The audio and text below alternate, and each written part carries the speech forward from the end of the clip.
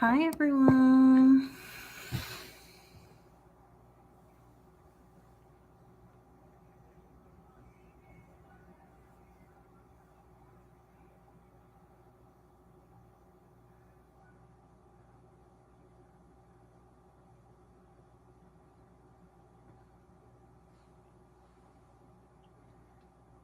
Okay, now, for real, I'm about to cook me some chicken curry. So if you feel like it, if you're free, come on over to my YouTube channel and watch me cook or cook with me. Okay, now, for real, I'm about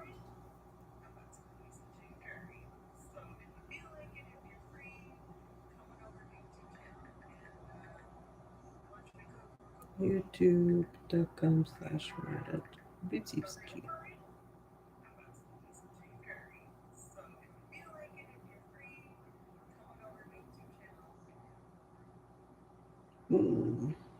Okay. What's up? What's up? What's up? Oh, you know what? I want to see the analytics. Can't I see the analytics of the stream? I do not have access to this feature. Manage? No. Let's see. Edit? No. That's so weird. I can't see if there's like anything wrong with the stream.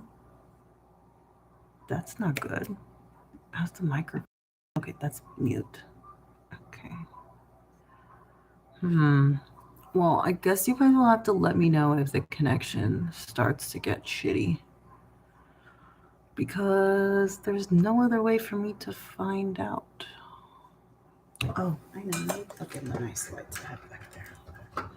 Ta-da! Let there be lights. Okay.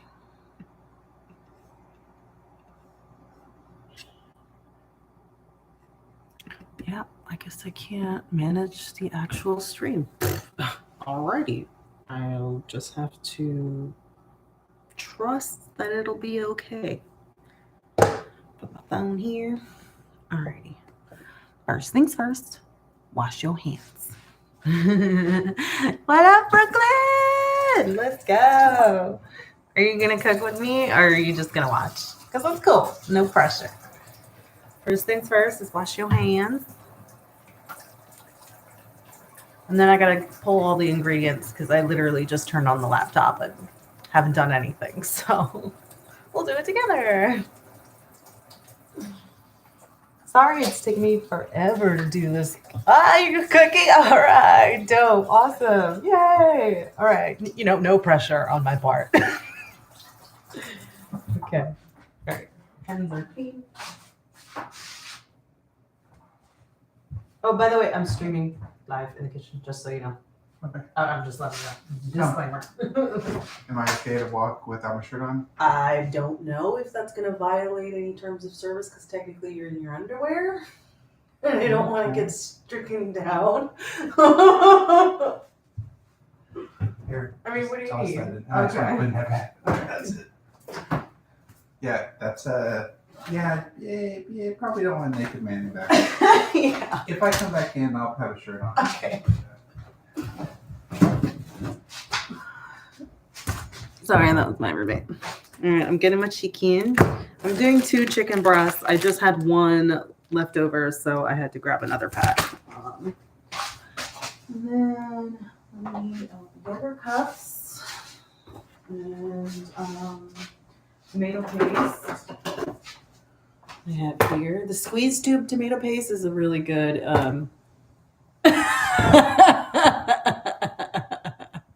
No, I mean he's just in his boxers, but I just don't want to get a violation, just in case. What else do we need?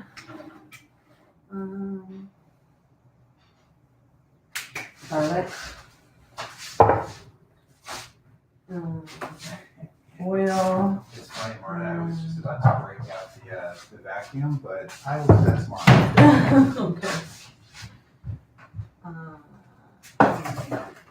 I have 2 different cutting mats, so I do one for vegetables, one for chicken.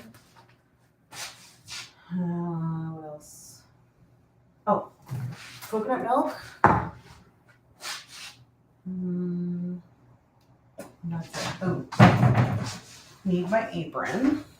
Oh, but I don't know if my t-shirt is showing up the correct way, but it says racism sucks. Also, I'm making plátano fritos on the side.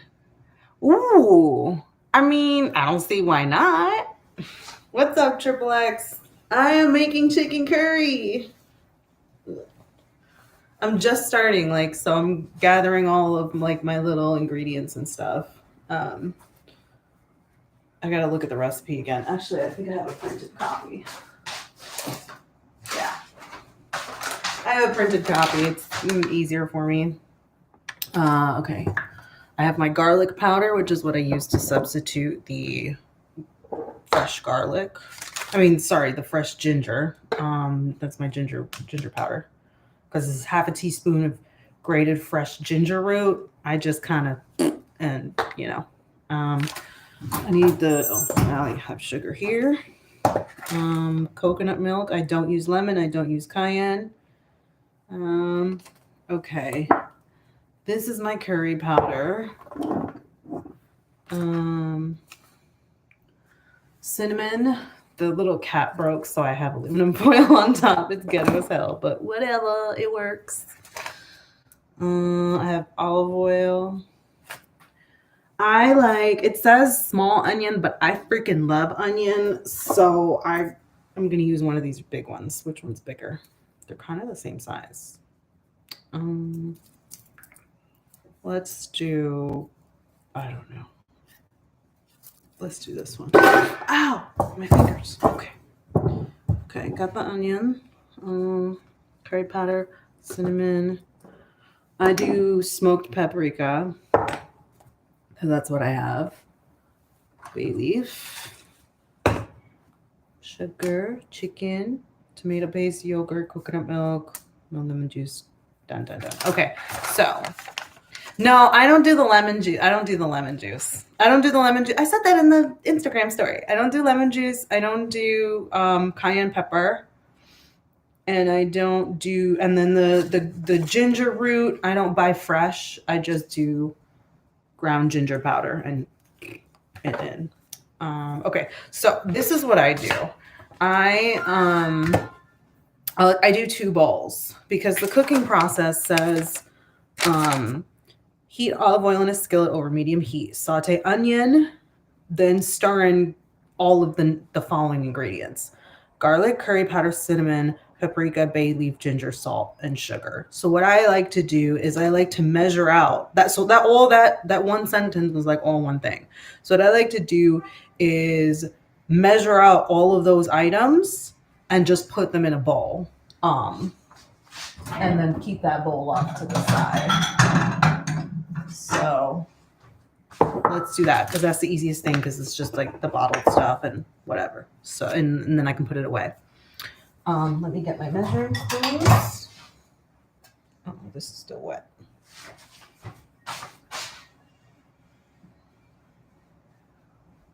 Oh, I forgot to put on music. I should put on some like Lofi music or something. It's so quiet. I'm gonna put it on my phone. Copyright free background music.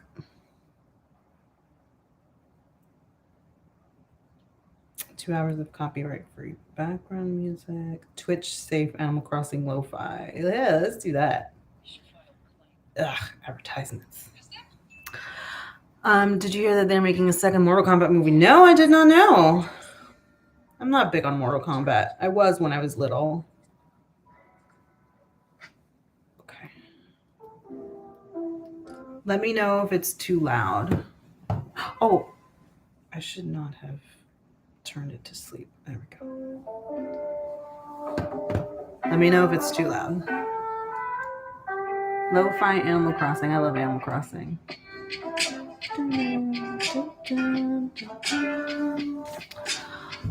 All right, Marta. This on you, if anything. I'm going to different. Oh my gosh. Okay, so we're going to need the tablespoon, and then we're going to need a teaspoon and a half teaspoon. So I like to just take those out so I don't use the whole ring. 1/2 teaspoons. Okay. Here's the 1 teaspoon and the 1/2 teaspoon.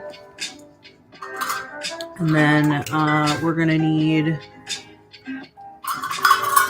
3/4 of the coconut milk later, and then another one for the yogurt, which is 1. Oh wait, sorry. I'm like being on stream right now is making me stupid nervous. I've done this recipe a million times. Okay, let's go. All right, so we're gonna prep our dry ingredients for our spices. Okay, that we're gonna put in together. So let's do garlic. I have the minced garlic, like the already chopped, but if you don't, then grab your 2 cloves of garlic and cut them up into small pieces. Okay. Also, again, let me know if that music's too loud. What is this? 2 cloves. So on the jar, it says 1 clove is 1/2 teaspoon. And I don't mind if there's a little extra because I love garlic.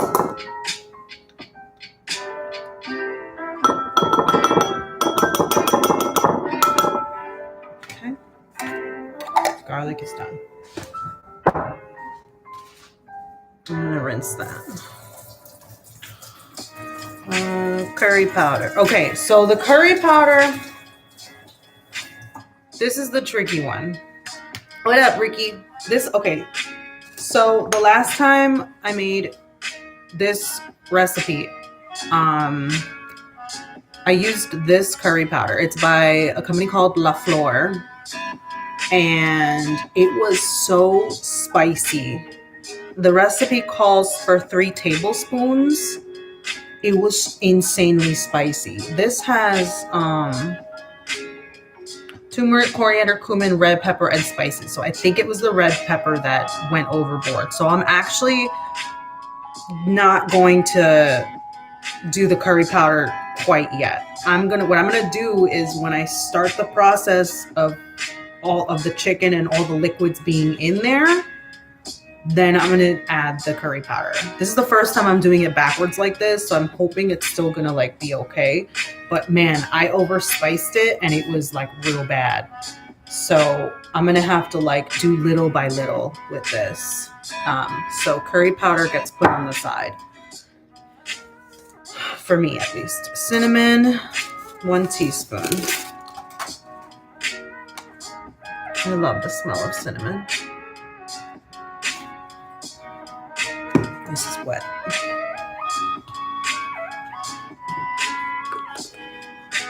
And again, I'm just adding this to the same bowl as the garlic. Because they're all gonna get thrown in the pot at the same time. So that's why I like to put it aside. Cinnamon back. Paprika. 1 teaspoon of paprika.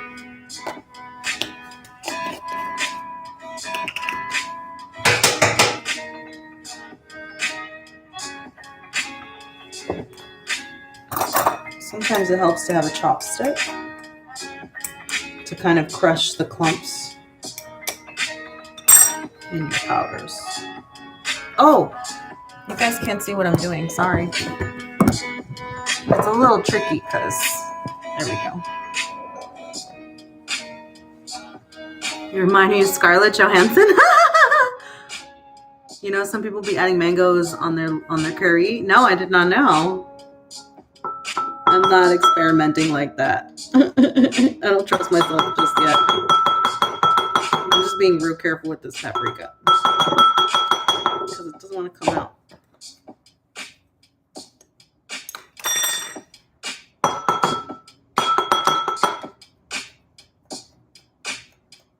Oof, shit.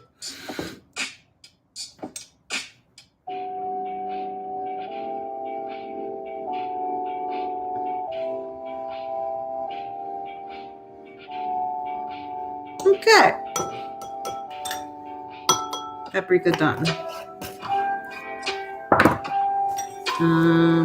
Bay leaf calls for, I forgot. Where's the bay leaf? 1 bay leaf. So I like to pick a really big one because I feel like it adds nice flavor. Bay leaf.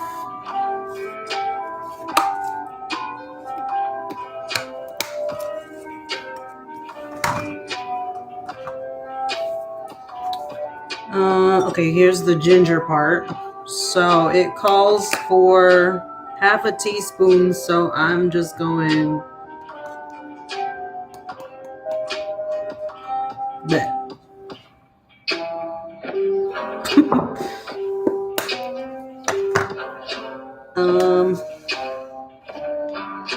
Sugar is half a teaspoon. Okay, this is definitely wet. I'm gonna use my other one.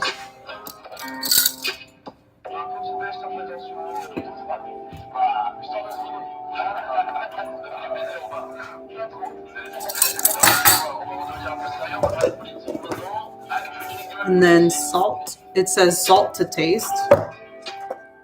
So I have my little sea salt thing. And I'm just gonna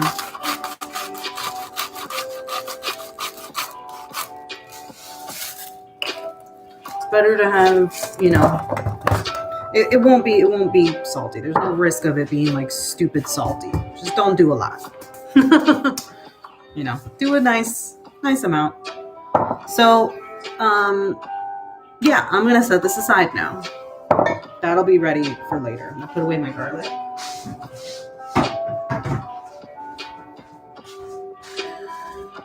And then the next bowl that I'm gonna make,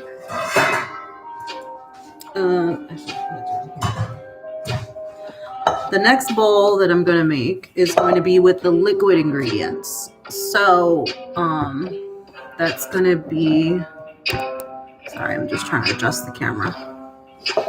Okay, so that's gonna be the tomato paste, which I have in a tube. Tomato paste is, where is it? 1 tablespoon.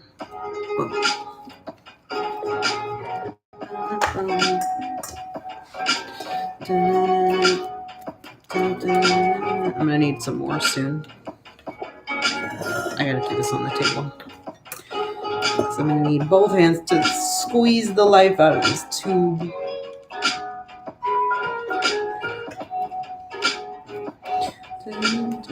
I find that using the tube is a lot better than the can, because I feel like with the can, once you open it, and since you only need 1 tablespoon, it just goes to waste. So I like to do the tube, and I've had this tube forever. Like, I don't think this stuff goes bad.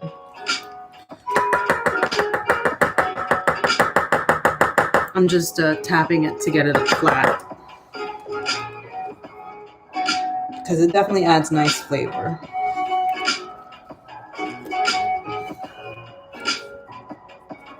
But that's the nice thing, is that it keeps in the fridge for a long time.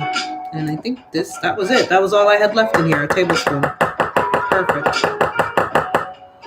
So that's my tablespoon, adding it to my liquid bowl.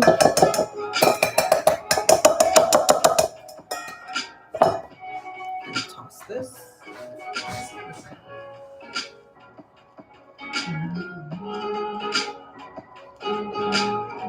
Nope. Okay. Oh, stupid robots. Remove.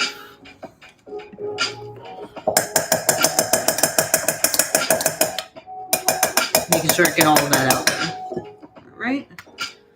Then we're going to do the yogurt. So it says 1 cup of plain yogurt. So I don't eat yogurt on my own. Like, I don't consume dairy. I do almond milk and stuff. And I very rarely will consume dairy. So what I did was I go to my grocery store, and back in the day, you used to be able to get a cup of yogurt, and like you can see how many ounces it is. And so I used to get really lucky and find an 8-ounce cup of yogurt. But now things are different. I go to the same grocery store and there was no yogurt whatsoever. Everything was Greek yogurt. So I got Chobani vanilla. I did this the last time. It was fine, no difference. This one is a 5.3 ounces, so I bought a second one, and I'm just going to make it 10.6. No big deal. Since I don't want it to go to waste, you know.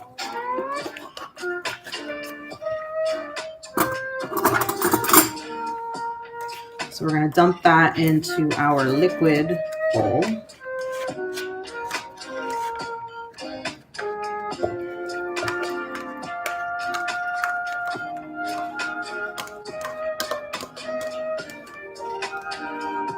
And this kind of prep work just makes it so much easier when it's time to cook, you know, because like you're going to have to work a little fast because like you'll see when we put the spices in our dry bowl in, like you got to like make sure you don't burn those spices because then it's going to ruin the whole flavor.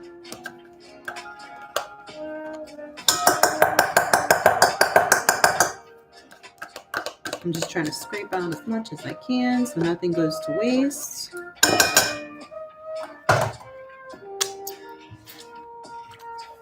And then the second cup. Yeah, I've done it before with the plain yogurt that the recipe calls for. I've done it with vanilla yogurt. And now I've done it, this is my second time doing it with Greek yogurt. So, no difference. Really, at all.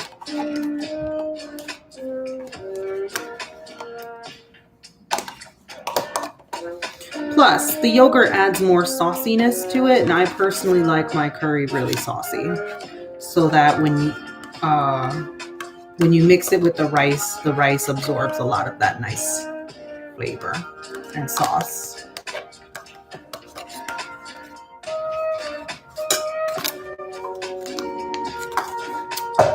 Okay.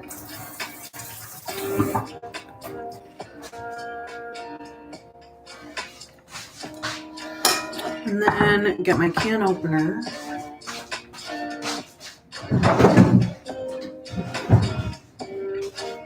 Oh yeah, I'm wearing Christmas leggings. The ones with the llamas. They're just so comfy. Okay, this one calls for 3/4 cup of coconut milk. So I actually am going to do, I guess because I added a little bit more Greek yogurt, I'm going to add a little bit more coconut milk. But normally what I do is stick to that amount. So I grab my 1/4 cup and then I'm going to do this 3 times. And there's always like the chunky creaminess on the top. So I'm just going to break that.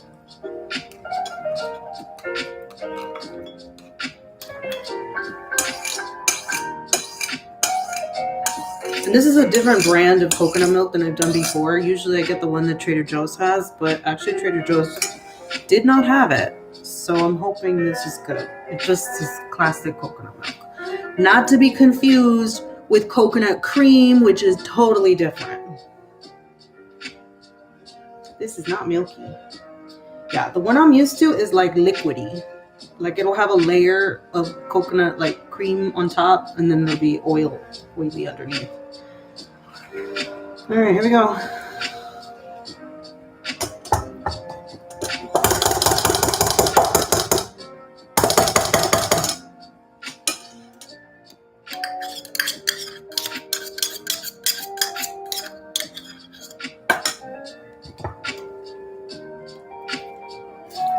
Oh, there it is. Okay, so it was really, wow. It was really chunky on top because I just hit liquid. Okay, let's get some of that liquid. That's 2, Oh my god, this is like, this thing should have been, I should have mixed this. Shit. Okay, hold on.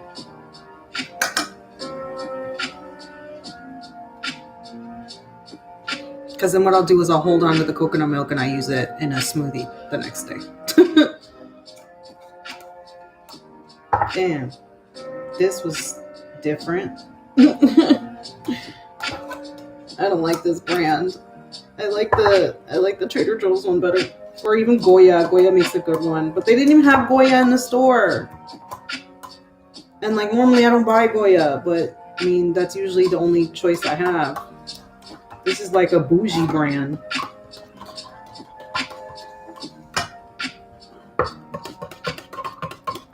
Yeah, it definitely got separated. And so all the oil was on the bottom, the liquidy oil, and all of the solids were on top. I should have just mixed it, because now I've got like straight up oil and straight up cream in there. So this would be...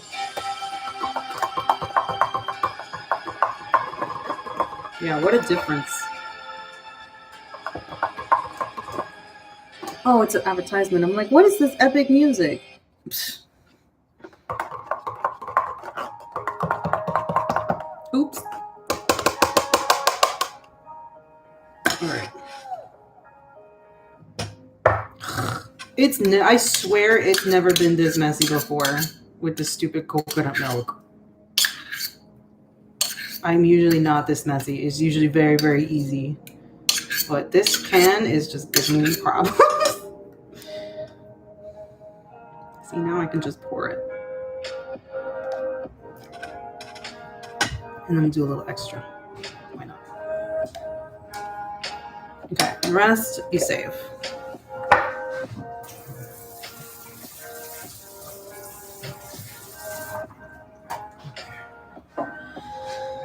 And then that was it for the liquids. So I'm going to clean this up and try and scrape out as much as possible. Rubber spatulas really, really help in this situation.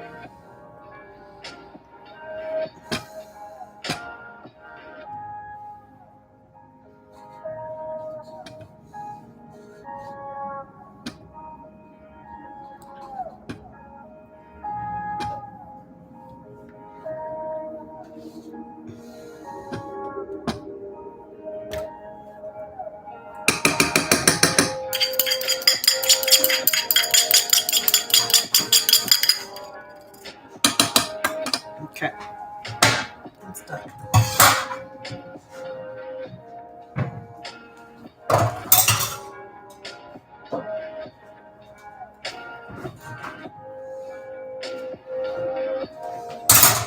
Okay. All right, so now we're gonna set this aside. And I'm running out of counter space.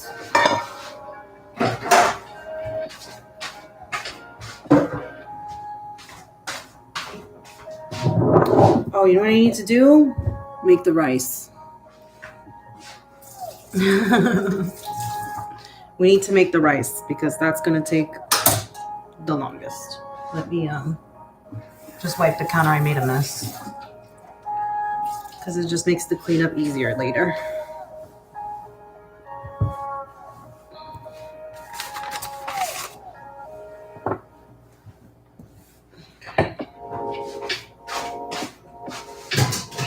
All right, so for the rice. Oh, that's my roommate. That was my roommate, yeah. No, we don't. No. Make rice however you like to make rice. I use white rice and I use a automatic rice cooker. I should have told you to do that sooner. My bad.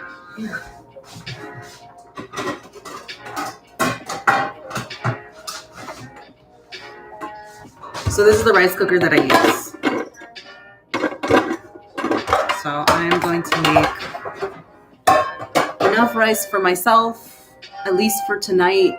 And if I need more rice tomorrow, if with the leftovers, then I'll just make more rice. Also, Doesn't seem like I have a lot of rice left. Important thing with rice cookers is it comes with a measuring cup. You have to use this measuring cup, not this one when you're cooking rice or a rice cooker. Just a heads up, don't throw this out.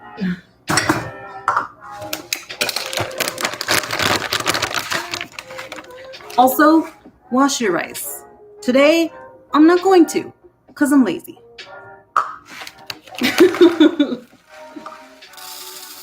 I'm going to make 1 cup, which yields, I believe, 2 cups of cooked rice or 4 cups of cooked rice. I can't remember. But I know my machines, so maybe I'll do a little more. Nah, I'm going to do that for now. And then it's 1 part rice, 2 parts water for my machine. Because I know my instruction booklet really well, so. Because I've had this since I was a teenager, so. Love this machine. But yeah, I'm going to be super lazy, and my rice is going to be starchy. I don't give a shit. At least not today. And what I'm going to do to add a little bit to it, I'm going to put some olive oil. And I'm going to add a bay leaf in here as well.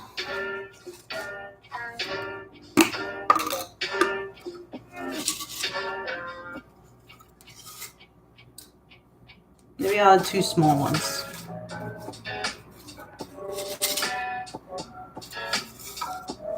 Yeah, 2 small ones. Get it nice and flavorful.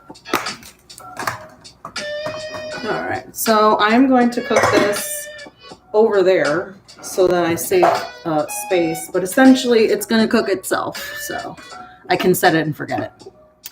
You're on some healthy-ish right now, so you made quinoa. Awesome! It'll go great with quinoa, I believe. I hope. I'm sure it'll be fine.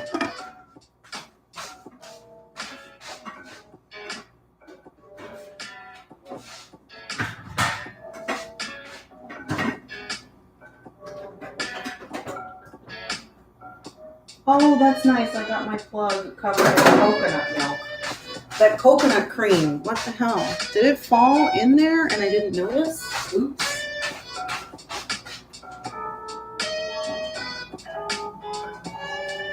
Come over here.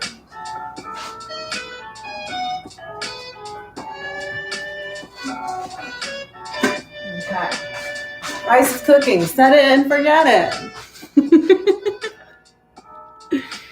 All right, next thing is, let's do the onions. I'm gonna put this liquid over here on the stove for now, so I have space. Olive oil, no, because I'm gonna need it in a minute. Onions. I love onions, but I hate them too, because they always make me cry. So I might get a little snotty, just a heads up. Oh, and there's no specific way to cut them. I like my pieces a bit chunky, so I'm gonna do some chunky pieces. But like I said, I love onions, so do it to your preference.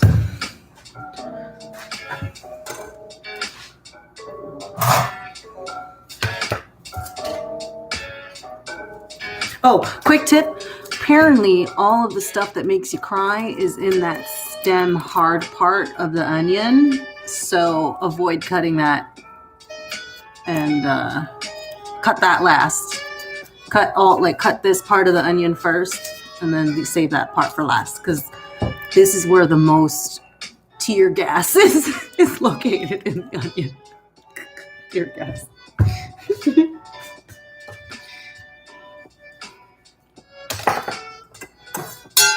Yeah. My knives are really dull too. I need to get them sharpened. I hate this stupid piece. I'm just doing a bowl because it's convenient. Otherwise, I'd be doing it over the trash can, which is back there.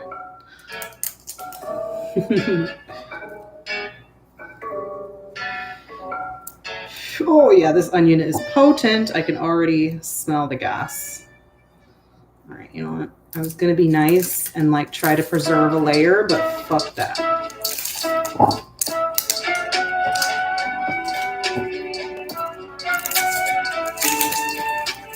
Yeah. I freaking hope I don't have to remove the audio on this thing. That would suck if this music. Because it said Twitch saved. It didn't necessarily say YouTube saved, so I'm just really hoping and praying that I can get away with it. Oh, maybe I should lower it a little bit. Just in case. Otherwise, I'll have to end up putting subtitles on this video because all the audio will be cut out. Fingers crossed. Okay, all right. How am I going to do it today?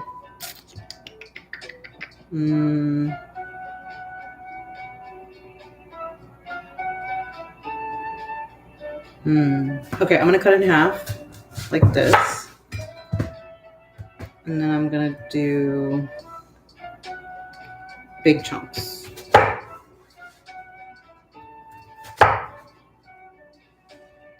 So I'm just rotating it so that I end up with like nice slivers of onion.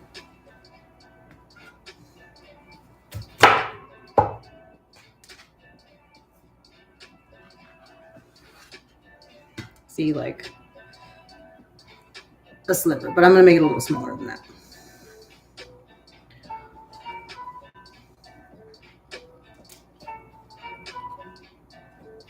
Oh boy.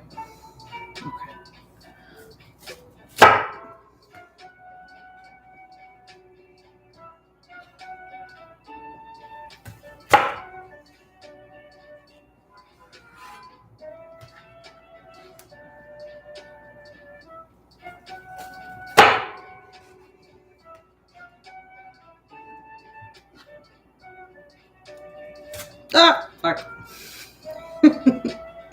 Okay, I gotta do this one on its own.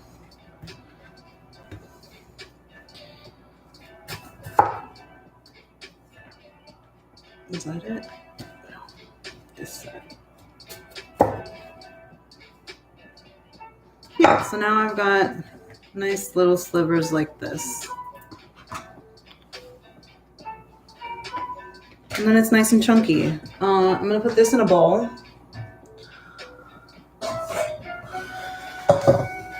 Because this is gonna get cooked first by itself with the olive oil. So we wanna separate that from the powder and from the liquid ingredients.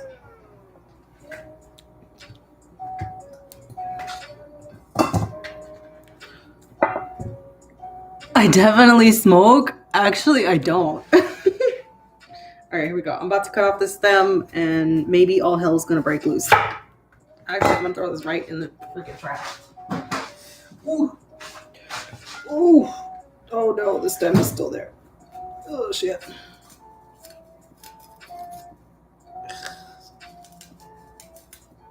There we go. Okay, oh my gosh. I'm really surprised I'm not crying right now. This onion has been very kind to me so far.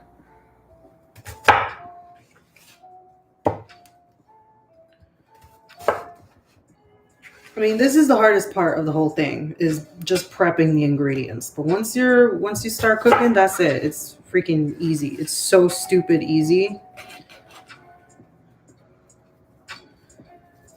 Okay, don't fuck it up. Don't fuck it up. Okay.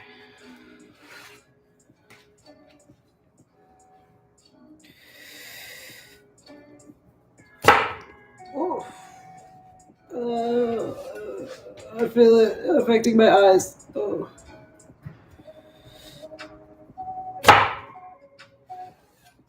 I'm trying to cut it fast so that it doesn't fall apart and I can get right through it.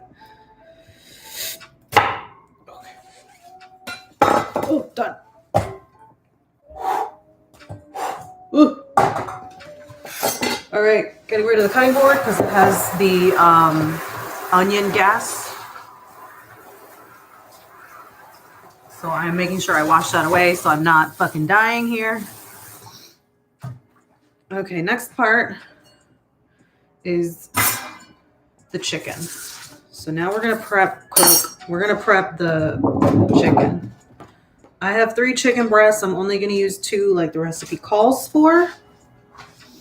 And I am going to store one of the chicken breasts. Let me get that out.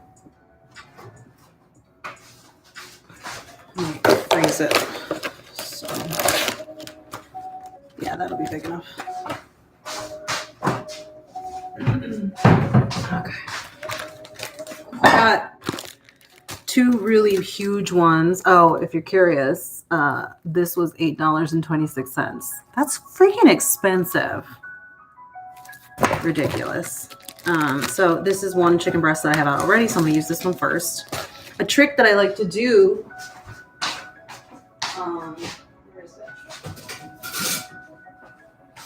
To keep my hands clean is I use tongs and a knife, and I chop it that way. Or if you have kitchen scissors, you can just use kitchen scissors. My kitchen scissors are really dull, so I can't actually do that with them. I need to get the kitchen scissors professionally sharpened somewhere. So what I've been doing is the tongs and cutting, and that way my hands stay chicken free because it can get messy. And that's annoying.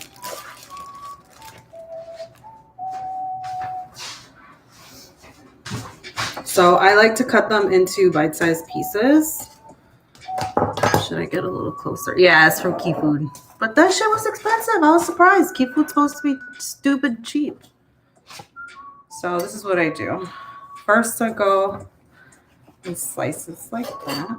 And then I like to do bite-sized pieces. That way it lasts me a little bit longer, you know? And just cut it to the thickness that you desire. What the hell is in here? Man. There is like a really fatty bit. Again, my knives are dull, so it's not helping. See? Little bite-sized pieces, and I'm not touching a thing. Oh, you know what? I'm gonna put that in a bowl too.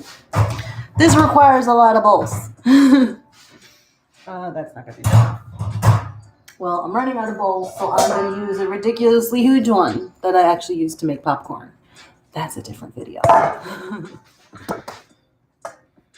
And that way I don't have chicken pieces slipping and sliding and escaping the cutting board and getting my countertops dirty. And then the bigger the slice gets, sometimes I'll cut it into 3s.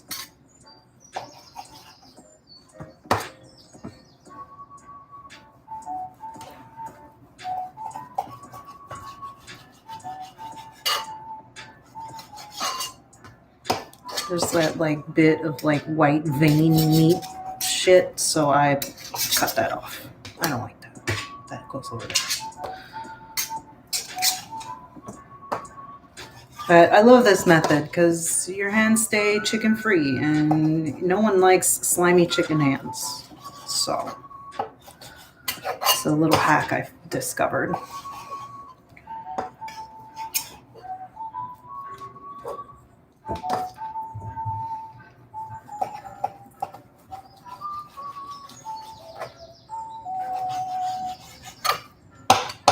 And then what's cool is that this stream will be available all the time. So if you feel like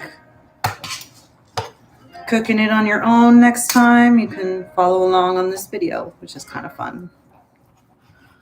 You know, if you're not cooking with me now, you can do it another time.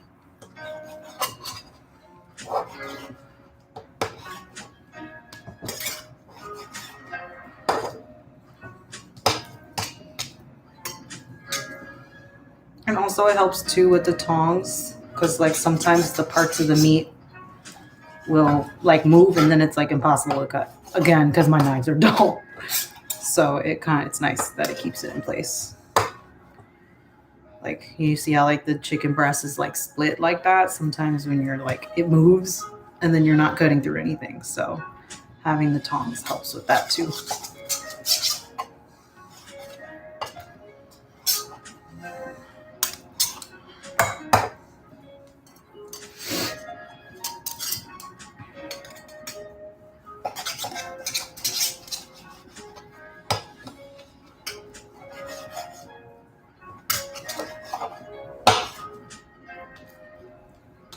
Oh, regarding the curry powder, like I mentioned earlier, I'm doing it a little differently this time for the first time ever. So I'm hoping that my method works. But if you don't care about your level of spiciness, if you just are comfortable using that curry powder, whatever curry powder you ended up getting, you're gonna measure that out according to the recipe, which is 3 tablespoons, and you're gonna put it in that bowl with your dry ingredients.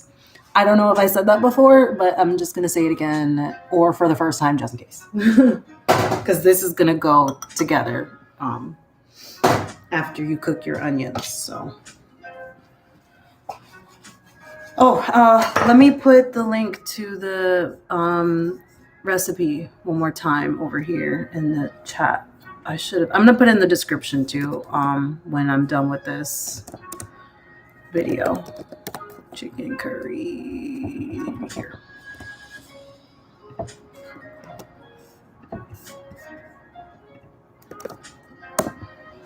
There we go. All right, so now the pieces are getting a little smaller, so I'm only going to do this in half.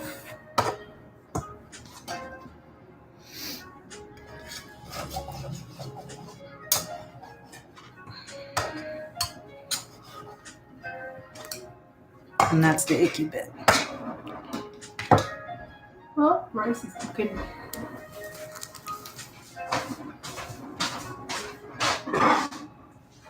You need to put a little napkin over it just to collect the starch that's popping out.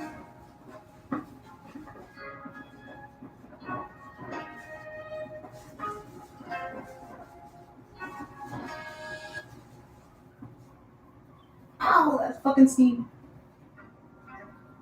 There we go.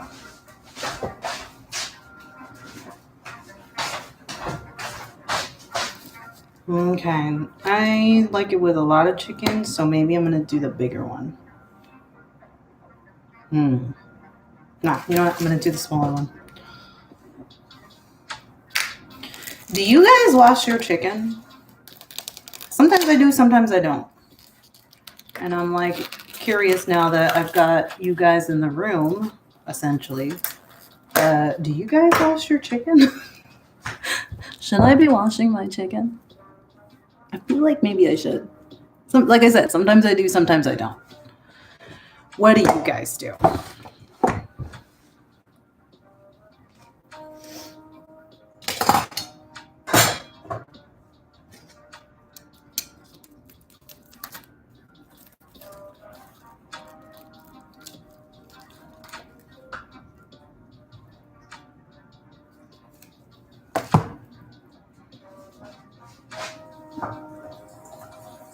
I'm just rinsing it under the water in the tongs because I don't want to touch it.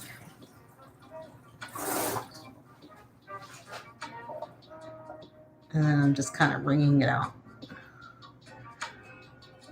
There we go.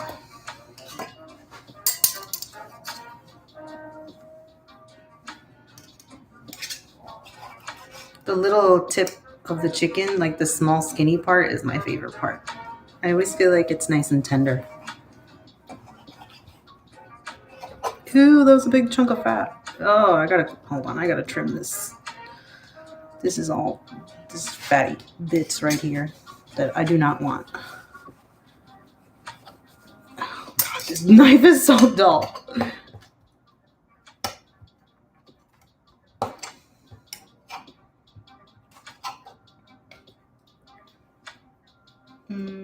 All right, I'm gonna use my non-food scissors. I'm just gonna wash them, and then I'm gonna wash them when I'm done, because these are the sharpest scissors I have. Because like I said, my actual food scissors are useless because I accidentally damaged them trying to sharpen them myself. And now they are dull and need to be sharpened professionally.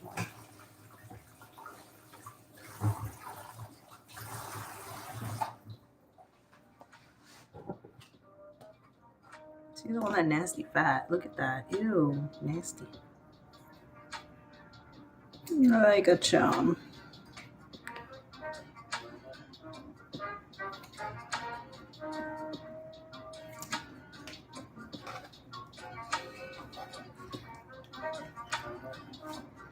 Is there any more fat on here? Yeah. Ooh, nasty.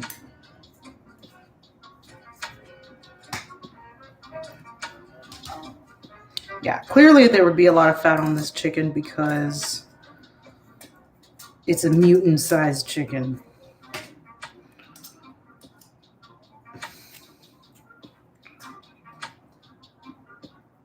Damn.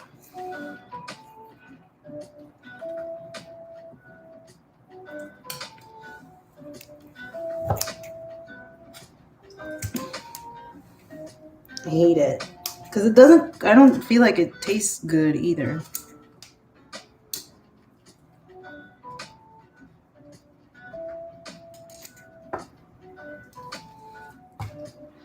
At least not for this application.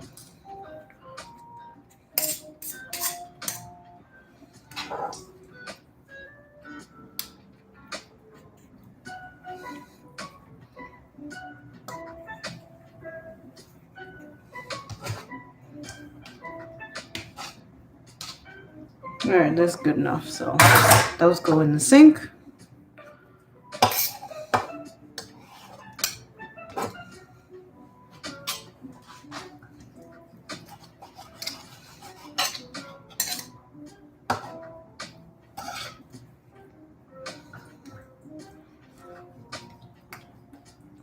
Damn.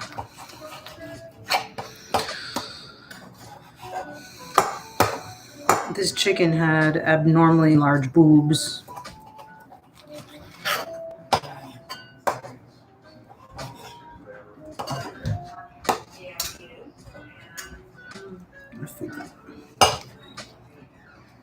All right, 1, 2, yeah, all right. So now I'm gonna start cutting into 3s.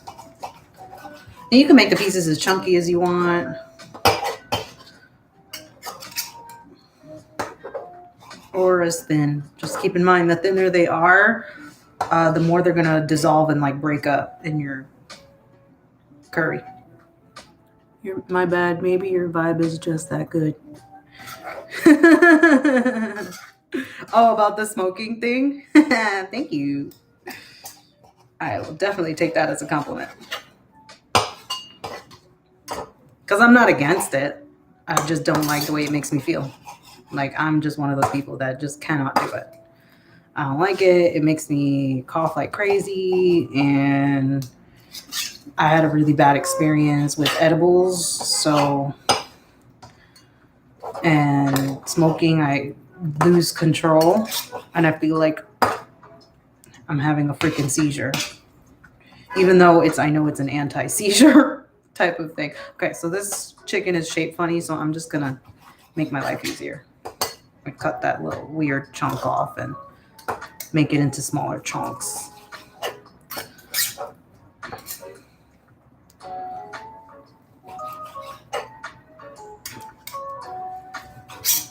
There we go. But yeah, I do, like when I smoke, I get into this phase called melty, and it feels like half my body's going numb. I absolutely hate it. It's awful. I do gummies when I have trouble sleeping. It helps. But yeah.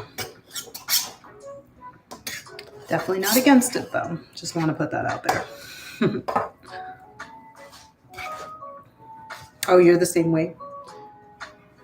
In what sense? That the smoking just doesn't vibe with you, doesn't work with you? Like you don't like it? Oh, rice is done. I just heard the machine pop. See, the stupid prep takes the longest, and I swear, as soon as we start cooking, it's going to be so fast. And then all you got to do is just let it sit and just keep an eye on it. It's going to be great. That's chunky. Let's just cut that into 2 chunks. The shape of the chicken breast got a little discombobulated here. Let's do this.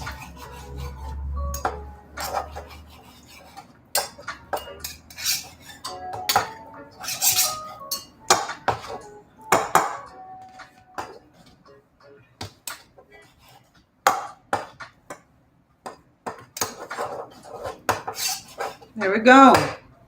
All done. I'm gonna toss these little fatty, nasty bits in the trash.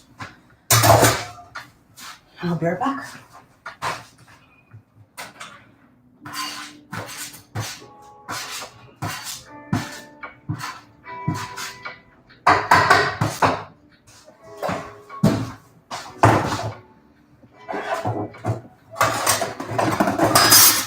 Gonna give my cutting board a nice rinse, and I'm actually gonna put some soap on it just so that the bacteria doesn't like get into the cutting board, you know, like the chicken bacteria. And now I have to put the chicken that's left over into the Ziploc bag. So what I like to do is do it inside out, right? So that the inside of the bag is out, and then you just grab the item and then flip it. So I'll show you. So that's the chicken breast. I'm going to carefully pull back the wrap so that I don't touch anything.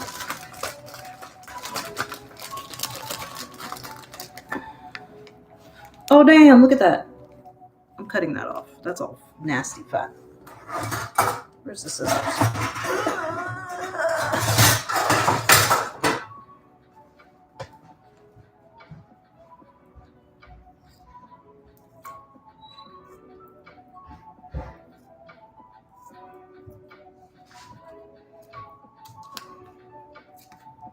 Without cutting the bag. Okay, and then boom! Now your hands are clean. Still. And chicken slime free. I don't like the feeling I get, the paranoid for no reason, and like an anxiety feeling. Yeah, okay, so we're similar. I hate it. Now I'm gonna put this in the freezer because I don't need it right now. And this can go in the garbage.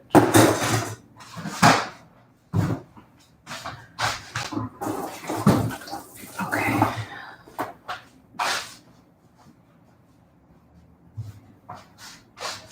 Okay. Oh, let me throw this out. That's the onion peels. Some people, they like to do their dishes while they're cooking. I personally prefer to do all my dishes at the end when I'm done eating, because at that point I'm really hungry. So, all right. Let me get my curry powder ready.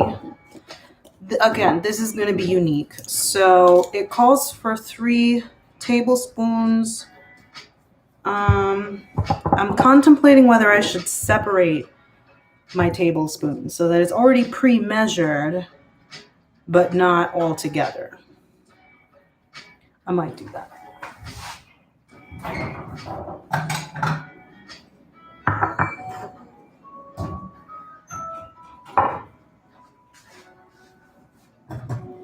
I'm gonna do I'm gonna pre-measure 2 tablespoons, and oh shoot, my tablespoon is dirty. I gotta wash it. Hold on. Yeah, I gotta wash it. Hold on. Oh.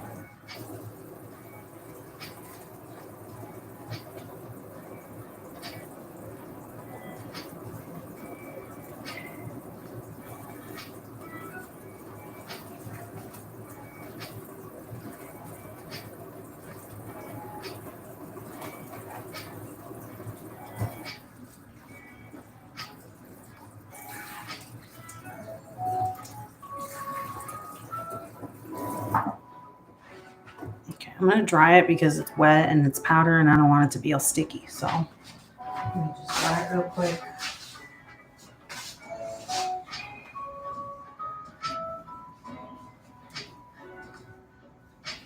And we're pretty much at the home stretch. All we got to do left is to actually cook it. So the recipe says cook it in a pan.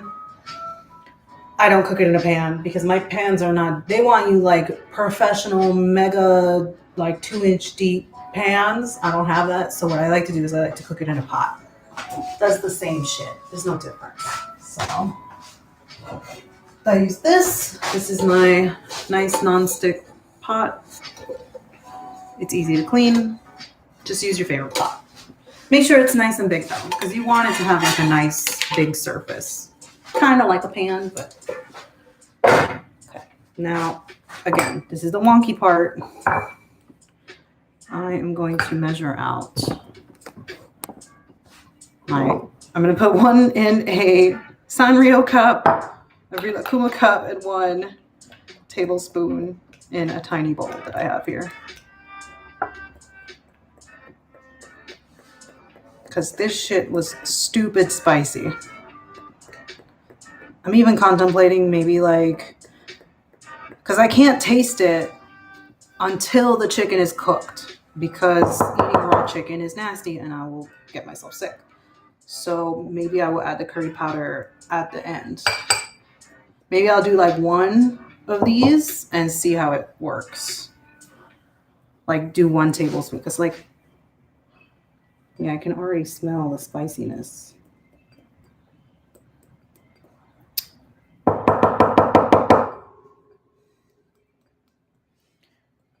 Oh, I think the music's over.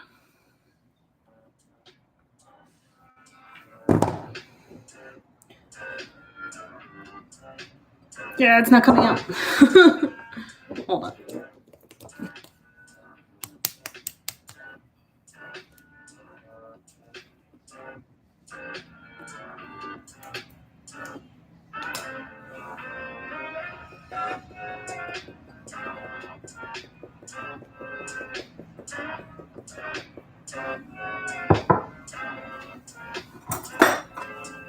And this curry powder is not Japanese curry powder, not Korean curry powder.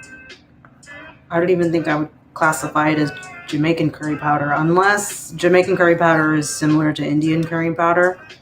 I mean, it doesn't specify which country it's from. This one just says curry powder, but I know that there is a difference between Korean, Japanese. I'm not 100% sure about Indian and Caribbean. Those could be similar. I'm not sure. All right, so that's 1. Now I'm going to do the other one. Yeah, shit, man. Just the 1 smells so spicy. I'd never noticed that before until now. Maybe I shouldn't even do it. Nah, you know what? I'm just going to do one for now. Keep the cup and the tablespoon near me. And do it that way. All right, now's the fun part. Yeah, man. Now's the fun part. Now we're going to cook. So I'm going to move all my stuff up here. I have to move the laptop so you can see the stove. I just got to move things around real quick. Because I right now have you on a coffee mug. But I'm thinking maybe I need to do something bigger. Here, tomato can.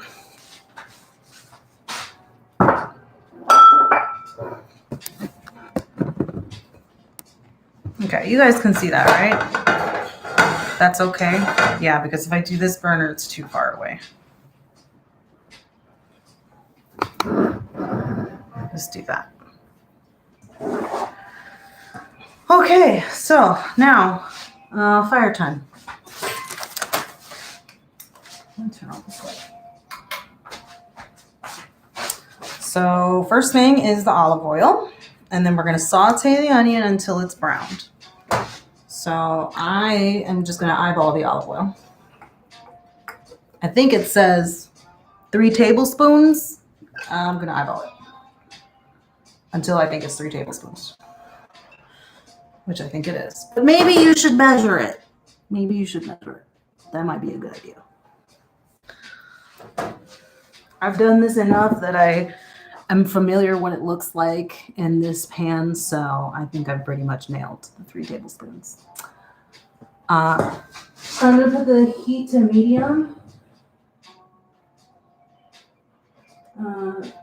Medium flame. And wait until the olive oil heats up a little bit, and then I'm going to test it with the onion. Yeah, see, the olive oil's still cold. So just give that a second. You love Friends, so the TV show is so good. Yeah, I love Friends. Friends is fantastic. I understand people's gripe about Friends because of its lack of diversity. And it's very white people, white privilege themes, but it's still very entertaining to watch.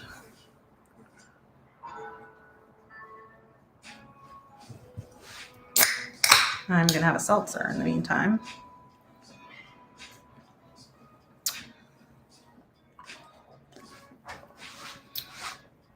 How you doing so far, Brooklyn? How's the cook-along going? You heating up your olive oil?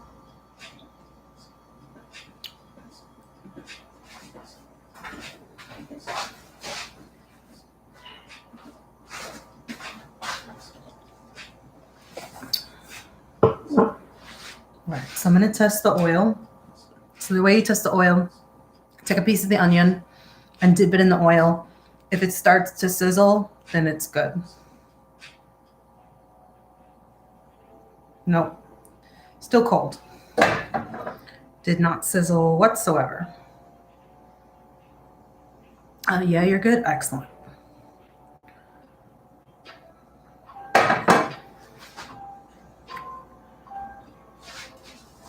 Yeah, so we're just gonna wait.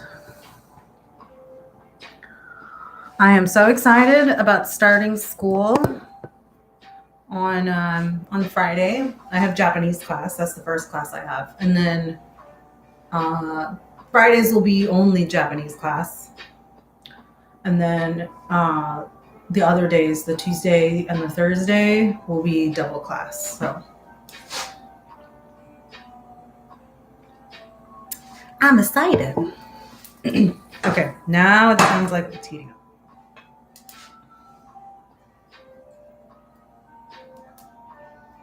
Yes. All right. I think maybe next time I'm going to do another onion. I feel like this isn't enough onion because I just am stupid crazy about onion. I love onion so much. Okay, that bowl's done. I'm going to get wooden spoon or spoon and saute the onions. Oh, you can't see. Move the chicken out of the way because I don't need it yet. Have your spice bowl ready near you.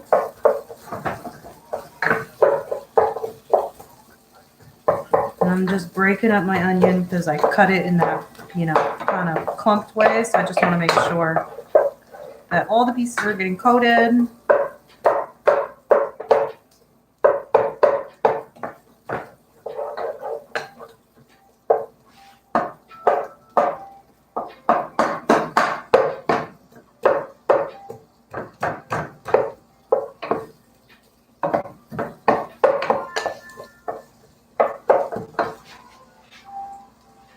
Oh, I think that's an email from a professor. Hold on. I'm waiting to hear from the professors, my two professors, hoping that they'll, send us the syllabus or something, give us a day to get the books, but doesn't look like it. No, it was auditions. Farragut North and Pipeline. Nope, not interested.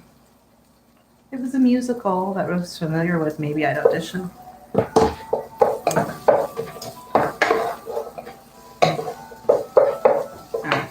just gonna let these do their thing. I have the giant spoon rest thing, so that's what I do. So it says to saute until lightly browned. I find that that doesn't happen very quickly.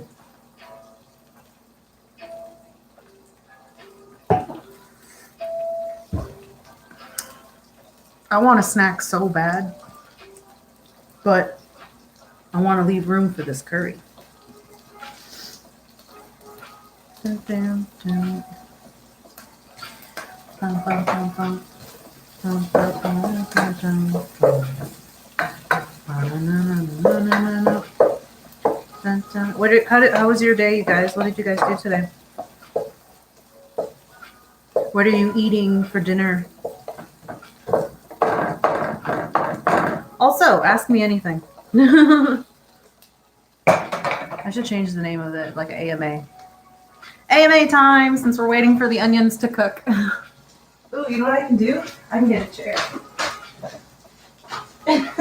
I can get a chair because I can see the bowl. I can see the pot from the camera. Oh, I'm still too tall.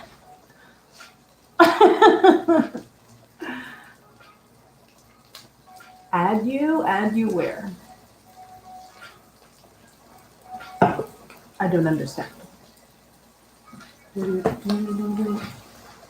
Yeah, ask me anything.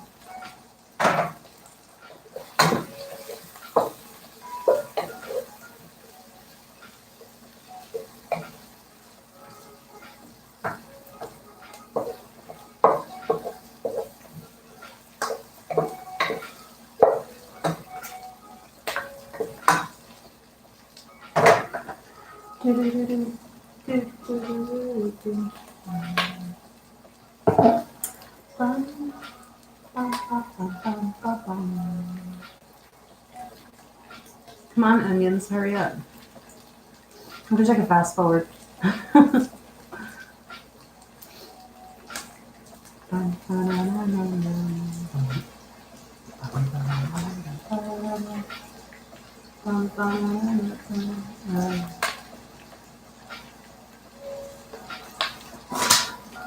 Favorite movie?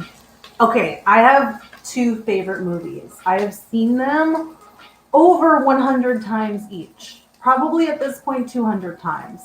No lie. First movie is The Birdcage. I saw that when it came out in movie theaters. Did not understand it because I was like, what, 5 years old? Hold on, I'll tell you right now when the movie came out. I always forget. The Birdcage. 1996. So I was 6 years old when this movie came out. Saw it in the movie theaters and have watched it at least 2 times every year since then. My other favorite movie is The Wedding Singer, which I also saw in theaters and have watched at least minimum 2 times a year since its release. And that came out in 1998. I was 8 years old. I'm obsessed with these movies.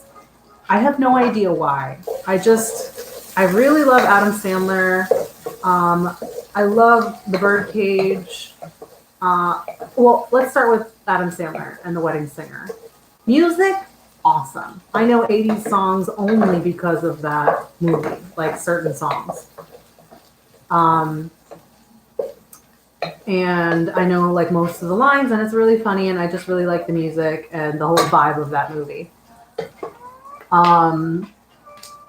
The Birdcage, I love it because of the drag queens who, at the time when I was 6 years old, did not know they were drag queens. I just thought they were women. And I was like, oh my God, they're so beautiful. And they have all this makeup and they know how to wear shoes and blah, blah, blah, and costumes. And then, spoiler alert, at the end of the movie where they have to go into, where some straight characters have to go into drag because at the time it was considered only gay men do drag, but that's not a thing anymore right now. But, okay, these onions are almost done.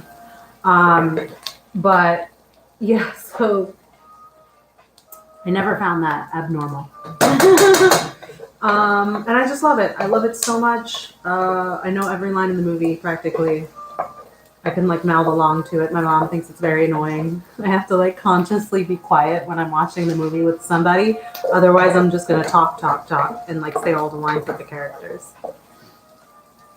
All right, the onions are like glassy and some of the bits are getting brown. So I'm happy personally.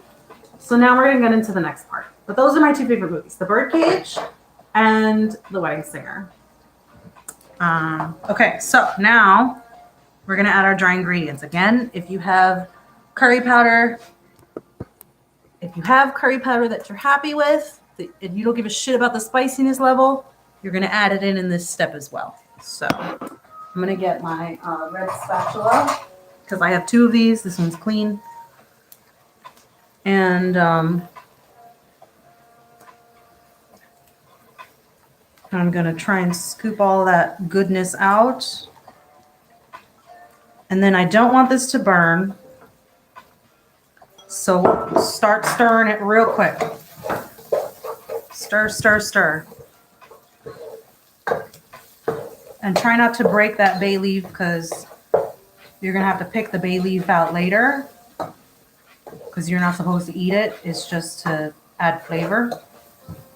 So you're supposed to stir this for 2 minutes. And don't stop stirring it because, again, like I said, it's going to burn if you just let it sit. And then it's going to ruin all the flavors. So stir, stir, stir. And I'm just going to keep an eye on the clock. And at 7:30, I will put the next step. The next step is going to be adding the chicken, the tomato paste, adding the chicken and your liquids, essentially. So first, what I'm going to do is add the chicken. Give it an opportunity to cook for like a minute, you know. And then I'm going to add the liquids. So just a heads up, Brooklyn. Spicy curry is always the way to go. I don't know, man.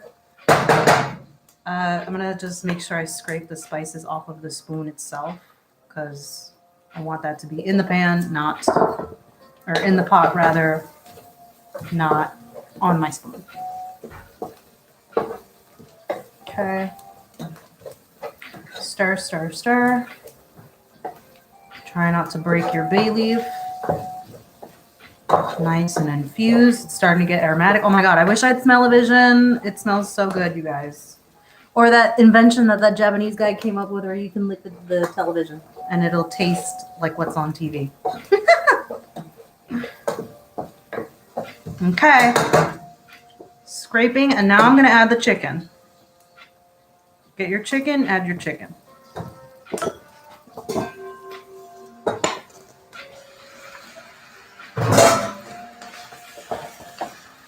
I'm going to stir that in. Let it come into contact with some of the heat.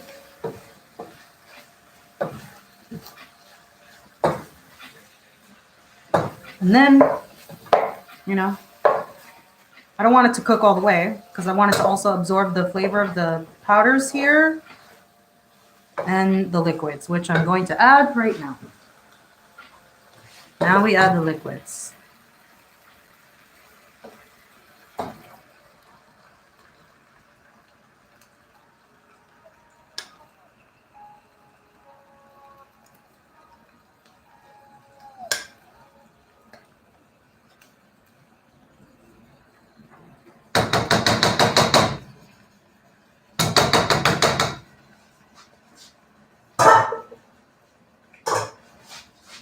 I'm going to stir that up. Now mine, again, is going to be much paler than yours if you put your curry powder in already. I think maybe what I'm going to do, because I'm just so nervous about this curry powder, you guys. It was, like I said in my other stream, I literally had to... Also, you want to break up that tomato paste too, because it gets chunky and you don't want the tomato... You want the tomato paste to break up everywhere. So definitely give this a nice good stir. Man, that shit was inedible. So I'm just gonna add, I'm gonna start with a half of this. This is half of the 1 tablespoon that I poured out. Let's try that. Cause I want the flavor to infuse. I don't want it to be fucking bland. So I'm gonna start out with that for me personally.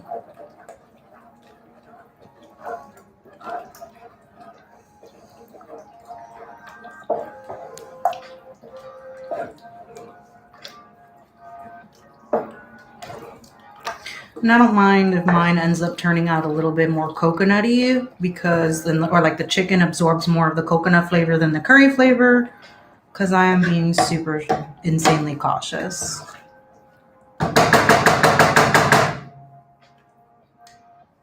Okay, so it says, the recipe says to bring this to a boil, and then you're gonna reduce and simmer it for 20 to 25 minutes. So it is nowhere near a boil yet.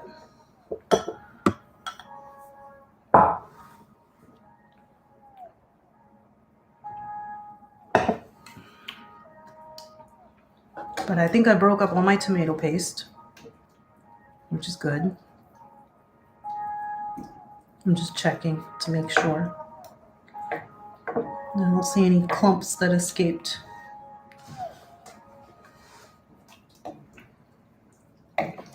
Yeah. See, maybe I'll just do a little more.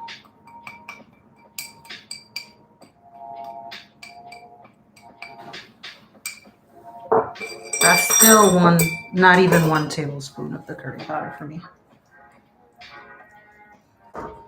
So Brooklyn, at this point, you could just let it chill, let it get to that boiling point where it's really like pop, pop, pop, pop, and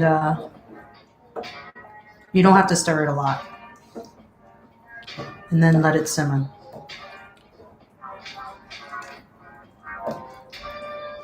It's the boring part. If you're making rice, check on your rice. I know Brooklyn is working on he already made his quinoa, so that's all good.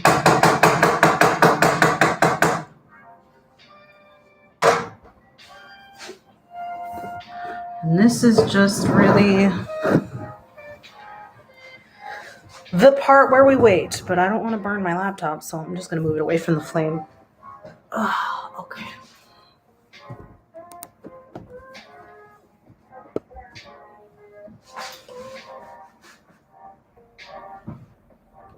I'm trying to see if I can catch yeah, there we go. You get a little bit of the food cooking, and then you got me.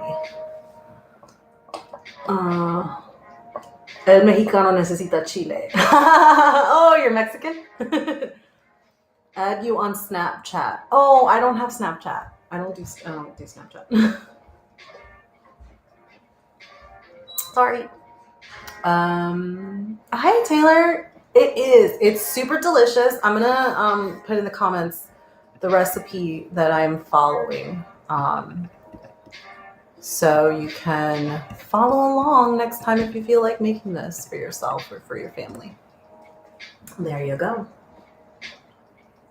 Oh, I don't do the lemon juice. I don't do fresh ginger. I do ginger powder. And what was the other substitution? I don't do the cayenne pepper because it's too spicy for me. Oh, you can see it's already starting to like, oh my gosh. 2 hands, Marta, 2 hands. You see it's starting to bubble.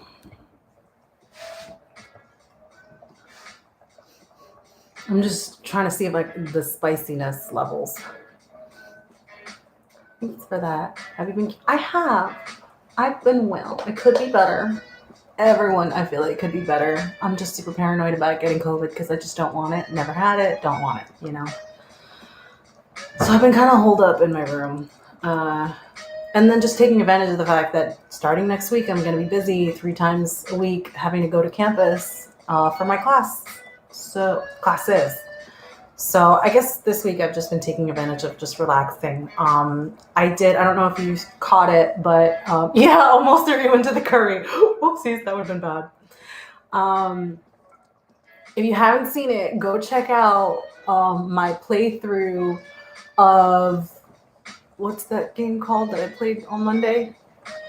What was it called?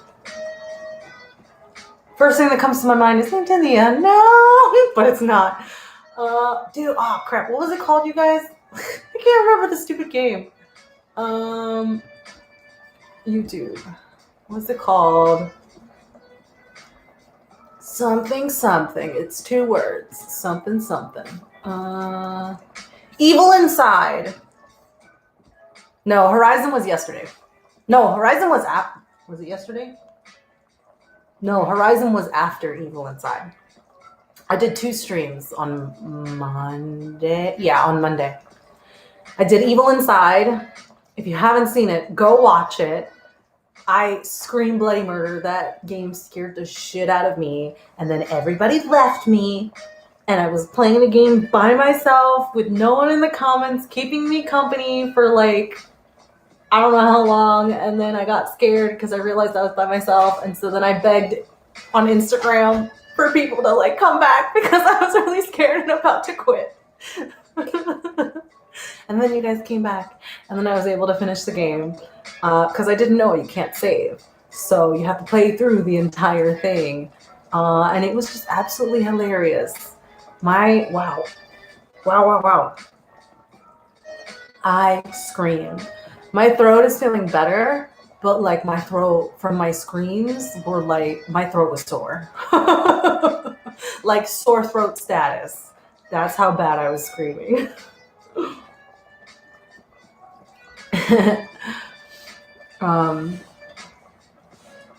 Yeah, the video's called Time to Face the Evil Inside. And then after that, I was like, I need to play something that's like cheerful and happy. So I played Horizon Zero Dawn. And towards the end of my stream for Horizon Zero Dawn, I actually got to the city, the big city in the middle of that map on the western side. And I got to the Hunter's Lodge. So if you've been following me on my Horizon journey on the story, like gameplay, I got to the Hunter's Lodge, which is brand new. So next time I continue playing, I'm going to continue the Hunter's Lodge. So I am going to stream Horizon Zero Dawn, anything related to the Hunter's Lodge. There's a big mission I have to do where I have to get a bunch of different animals, robot animals. So yeah, that I'm going to do live on stream because that's all brand new to the Hunter's Lodge, like quests and missions and stuff. So stay tuned for that whenever. I don't know. I need to figure out my schedule. I'm going to settle in with school first. But yeah, so new stuff. That was towards the end of the stream, so feel free to fast forward and find it. What's my Insta? My Insta information is on my YouTube page. youtube.com/MartaG. I'm just going to give this a quick stir. youtube.com/MartaG, and when you go to the About section, it has all my info and like my links to everything. Instagram, Twitter. I feel like I used to update Twitter, but a lot more. But now I feel like I've been doing Instagram updates a lot more. I try to do both, but sometimes I've noticed lately I've forgotten to like update both of them at the same time. So Instagram has kind of been my main one. And I post a lot of like Instagram stories. So always check my stories. You found it perfect. Awesome. Thanks. Yeah. I'm not trying, everyone, like people who know, who've been around for a while, some of the OGs, they, I've said it plenty of times before, but like, I'm not trying to be famous. I'm not trying to make this like my career. I just like doing this as a hobby, and for some extra socialization, you know, and it just brings me joy. But what I would like to try to achieve on YouTube is to hit 1,000 subscribers, because I actually just discovered today, I was thinking about live streaming from my phone and using the tripod, but you don't have full access to all of the live streaming services on mobile, on the mobile app, unless you hit 1,000 subscribers. And then with 1,000 subscribers, that unlocks them. So like the minimum for monetization on the channel, like, again, I'm not trying to be famous. I'm not trying to be rich. I'm not trying to like, but it would be nice to get some, like a couple of pennies here and there from like, you know, skippable ads, you know, it'd be nice, right? It'd be nice. So I'm trying to hit the monetization goal, which is 1,000 subscribers, 4,000 watch hours, no copyright strikes, and what was the other thing? I think it's like the number here. I'll tell you right now. I'll pull it up on my laptop.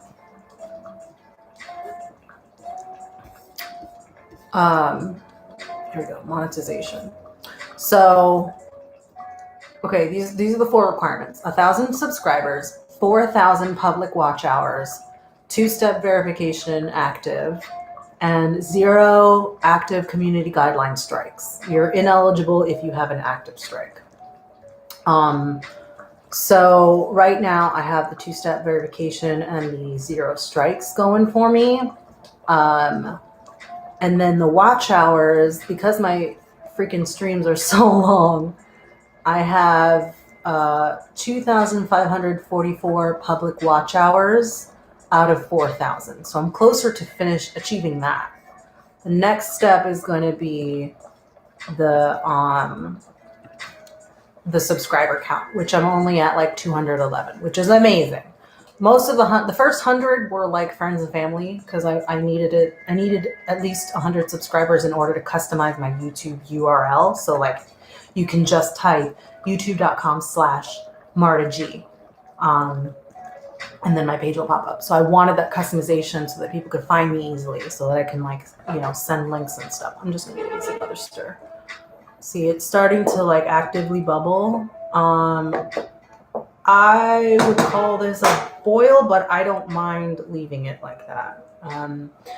Keep an eye out, Brooklyn, since you're cooking. Keep an eye on the consistency. Like, you don't want it too liquidy, but you don't want it like start getting like cakey and like dry, because then that means you'll have boiled out too much of your liquid. You want it nice and saucy. But right now mine is kind of liquidy, so at this point I'm gonna lower the heat to the low setting, because I would say it's boiling. So then it says to simmer for 20 to 25 minutes. So now I lowered the flame. Now we're gonna let it simmer. But yeah, so like I need to, I'll probably hit the view hours, in a couple of months, but the subscriber count is the thing that's kind of lacking. And that's going to take a while. But again, I'm not trying to be famous. I'm not trying to make this a career or anything like that. So, it'd be nice if I can hit 1,000. But I also like it that it's intimate, that there's, just a handful of you watching and I can interact with all of you and read all your comments, There's like pros and cons to it. But if we can hit 1,000, that would be amazing, because then I can hit all the monetization goals and get monetized. That would be really cool. And earn $1, and maybe do Vlogmas in December, because apparently people who do Vlogmas in December who are monetized make an ass load of money, because that's when all the advertisers for the holiday Christmas season are like inundating YouTube with ads. So that'd be cool. Found it perfect. Makes sense. Yeah. Oh, Teddy! Oh my goodness, 2 times this week, Teddy. What is this? Is this like my lucky day? Oh my God, Teddy! Who's hotter, the food or OMG?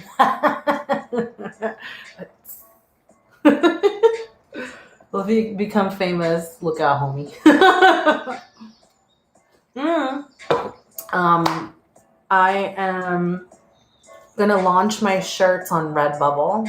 I'm adding stickers and tote bags as an option. I am 4 out of 8 listings.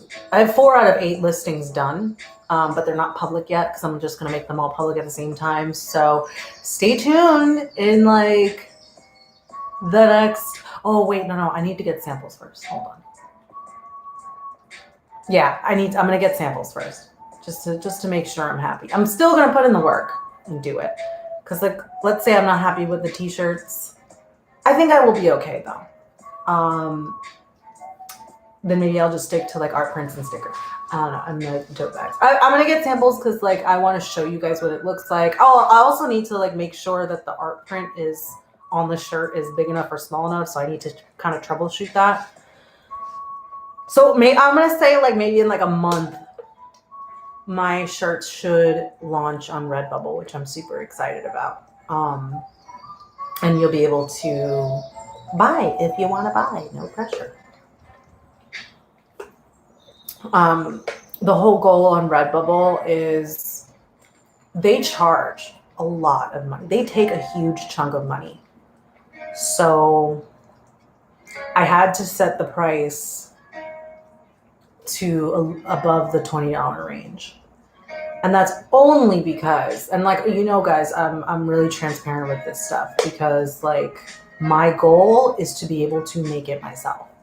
But the reality is I cannot do it myself. I can't get a heat press. I can't get the material. I can't get blank shirts because, and I confirmed it today too with a t-shirt making group that I joined on Facebook. If I was to have a heat press in my apartment, it would absolutely blow the fuses in my apartment. I would have a freaking blackout every time I tried to make a shirt or turned on the machine to heat press. So my only option is to rent a studio or a small office space and then be able to set up shop in there. I cannot do it at home, which really fucking sucks. So for transparency's sake, I had to, because Redbubble takes up such a huge chunk, and also like I need to take this semester really seriously because if I fail Japanese class again, I don't know what I'm gonna do because I need to make it to level 3. I need to pass this Japanese class because this is the second time I'm taking the same exact Japanese class. So I really need to like focus. And I remember the last time it really was difficult for me, which is why I decided to take it again because I got a D. So again, just for transparency's sake, I thought Redbubble would be the best option because instead of doing a service like a Printify or a Printful where I would have to run a website and then have to deal with the customer service part, like if something goes wrong,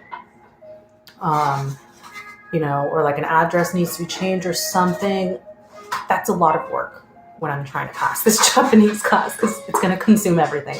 And then this English course that I'm taking is the second highest level English course. I've never taken a level 300 course before.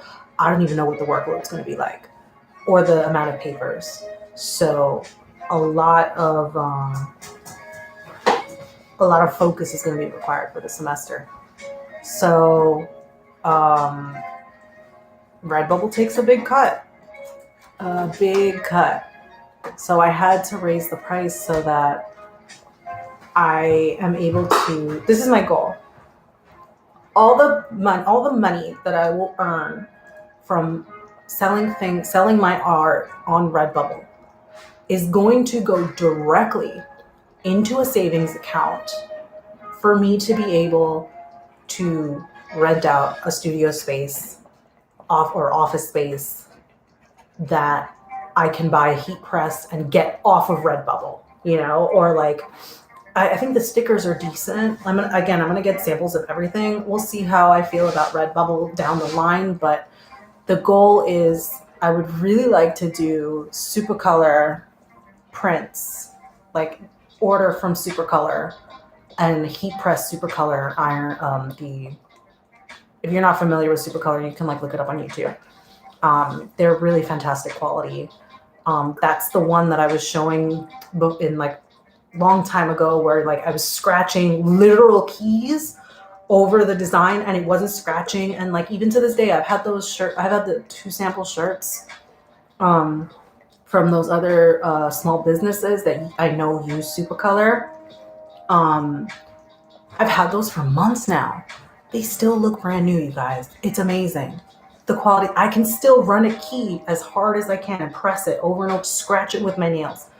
Does not budge. It's amazing. So I know for sure I want to do my t-shirts and my tote bag prints myself with Supercolor. But I can't do it in my house. So Redbubble is the next best thing. And I'm going to get samples. so that I can like confirm the quality and stuff.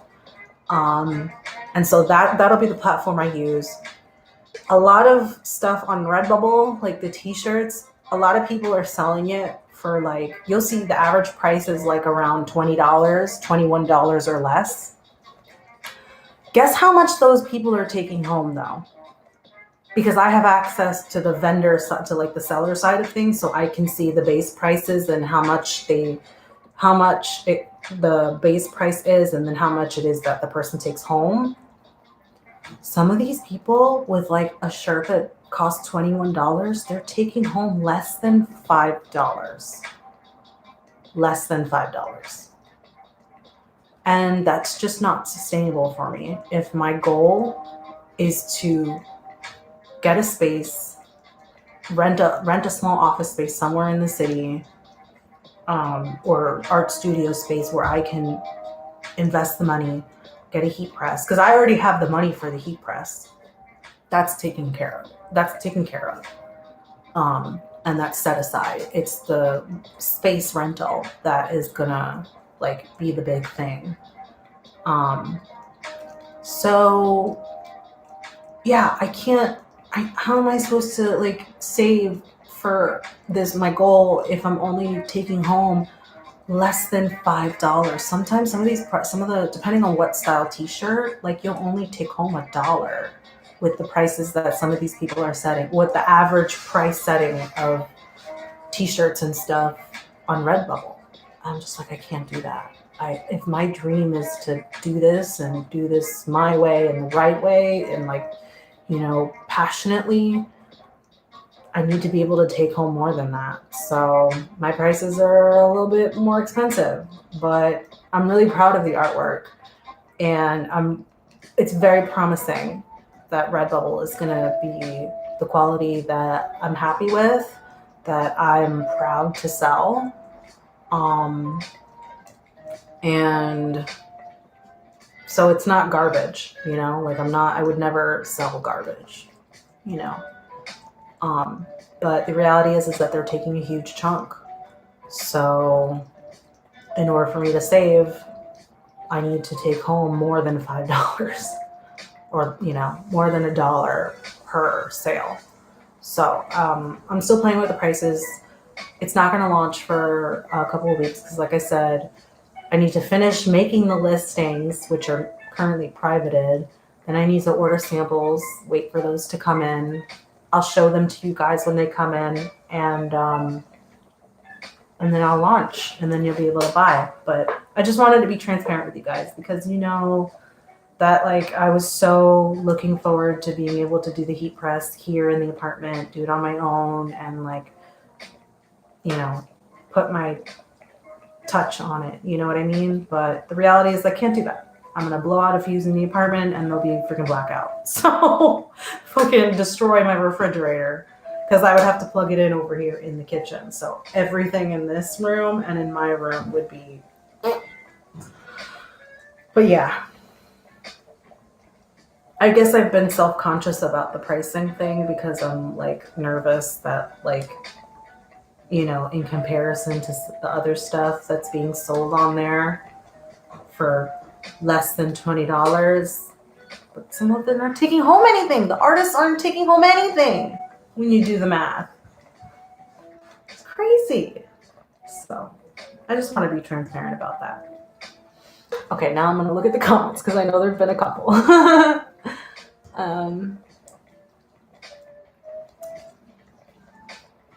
Girl, I used to be there for every stream. I know. I thought I'd pop in a few before I watch wrestling. Oh, you gonna watch some wrestling? You gonna watch some wrestling? Let's see. Everyone add me, please. Bye. Oh, bye, Ricky. You're definitely getting. Thank you, Brooklyn. And a lot of angry ass neighbors. Yeah. Oh, yeah. Yeah. Well, no, I don't think it'll affect the neighbors. I think it'll just affect my stuff and like the refrigerator and like, you know, those sort of like big appliances, the toaster oven, the coffee machine. You know, like you couldn't run a load of laundry and like you couldn't in the Facebook group. Like there were other women on there who were like, yeah, I blew out the fuse in my basement because I had the heat press in my basement and I was running laundry at the same time. She was like, I was in a blackout in my basement, and so she had to like struggle to find the fuse to reset it. But yeah, I just can't do it. It's fucking sucks. Got it. Are you still doing Japan themed shirts or variety? Currently, the designs are the ones that I actually wear in my streams. Today, I'm not wearing one. Today, I'm wearing a shirt that my mom got me that says "Racism sucks," which is awesome. But yeah, the shirts that you've seen me wear in all of my streams are the shirts that are my designs. I made those. Those are the samples from the other companies. The other companies that I tried out that I wasn't too happy with. They're not the Redbubble samples. Redbubble, I need to still get samples for. But I need to finish the listings in order to get the samples. So that's a work in progress. But yeah, currently I've been sticking with the vintage Japanese collage theme. I have some designs from my mom because my mom is an artist. She does it for a hobby, doesn't do anything with it. So she's been sitting on these really beautiful designs that she has made on paper. And so I'm thinking I'm slowly but surely translating them digitally on my iPad because I took photos of them before I left. I just see the bay leaf sticking out. I translated them. I took photos before I left Atlanta. So those are not going to be Japanese themed. It's going to be an homage to my mom collection. It's going to be like an ode to mom collection. And I have her approval to use the artwork too. So I'm excited about that. So it's going to be like a mother-daughter collaboration. That's super exciting. Yeah, but so far I'm working on another design right now, Japanese themed. It's pretty awesome. Pretty awesome. You have shirts? No, not yet. Sorry, I'm late on the comments. Did you hear about the NFT craziness and what do you think about it? Okay, so NFT things I'm like debating on. I'm not 100% sure if I want to do NFTs. Because I feel like I can't offer a utility on them, which I think is where NFTs are going to go. Right now, or a majority of NFT stuff is just art. You know, like Paris Hilton, she collects art.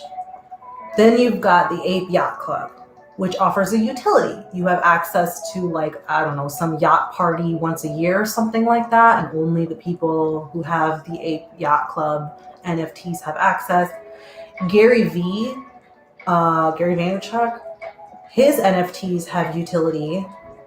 So there's like a collection of NFTs where you will have dinner with him once a year or like twice a year, plus access to Gary V convention whenever that happens, because it's been delayed because of COVID.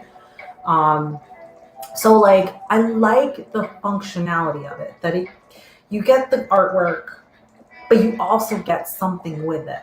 Tangible, real world access to Gary V. There's another one that he does where it's like, it's an NFT where you have a video call with him for a certain amount of time. Like it said, he discloses all of it on each NFT, so you can go look it up. They're called Gary V Friends. Gary and then VEE Friends. I think that's where the future of NFTs is going to go. And then it's cool that it's attached to like cool artwork. And then you can you own the artwork and you can do whatever you want with it. I think in the future there's going to be like, they already kind of started doing it now with like, there's like a type of TV that you can get where it's a TV, but then you keep it, your purpose is to keep it on all the time, and it will, you can put a painting on the screen and it'll look like hanging piece of art because like the TV's really, really thin and like the quality's like amazing. You can look it up, Google it, it's amazing. So I feel like that's where NFTs are going to go. You're going to have digital frames that you can hang in your house, and you're going to have moving artwork. in your apartment or in galleries. In galleries, they already have that, you know? They're just like bigger screens and stuff, and it's not classified as an NFT, but like, I feel like that's where it's gonna go. You know what I mean? So you can like print it on paper or maybe, you know, hang it in your house on a digital frame that will play your NFT on loop. You know, some NFTs have music associated with it. Maybe you can have the option of with music, without music. Like, it'd be so cool. But I just think that NFTs are gonna go, the only way NFTs are gonna succeed is through an attached utility purpose. Something real world tangible, exclusive access to something. And it's proven with Bored Ape Yacht Club. That's proven. It's a success. People are clamoring for it. Kylie Jenner doesn't have one, I don't think. And like she like apparently like it was all over TikTok. She messaged someone like, oh, I think it was like a pink ape, and oh, I think it's really cute. Like, are you selling it? And the person like made fun of her because I guess she doesn't have it. I don't know. I also really appreciate that the original artist will always get a piece of the money. And I think that's really important. And that's the future of selling art and stuff. I definitely think that's a game changer. But I personally, if I had the money to burn, I would probably invest in some NFT art. But at the moment, I don't. Like, I have an artist friend who I believe, I haven't talked to her in a while about it. I believe she has NFTs out, but I believe what she's doing is she is also attaching an exclusive 3D printed model of that art, and like the original NFT holder or the first buyer will get an actual 3D printed statue of the NFT art, which I think is really cool. And then after that, maybe the person can choose to pass along the actual statue with selling the NFT, or maybe they keep it and then they'll just sell the digital NFT. That's always an option. So, yeah, I don't know. NFT world is interesting. I think metaverse, I don't really know much about. I don't have VR goggles, so I don't even have access to it, which kind of sucks. Yeah, I think that's interesting. Very, very interesting. It's definitely the future for sure, though. It's not going away. Yeah, that's what I gotta say about NFTs. Let me is my chicken cooked? Okay. At this point, I am going to do a taste test and check the spiciness level, because my chicken is cooked through. I can already see it. So, let me grab a spoon. I am going to pray that this is not stupid spicy. Oh my God, please let it not be stupid spicy. And this was only not even a full tablespoon. I'm just keeping it out of the flame. Okay, here we go. Because I'll immediately be able to tell from the sauce if it's too spicy. Like, I don't have to taste the chicken.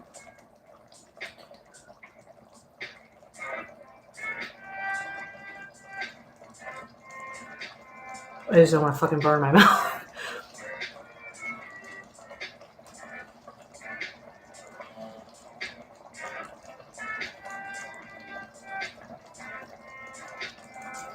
Oh shit, that's good.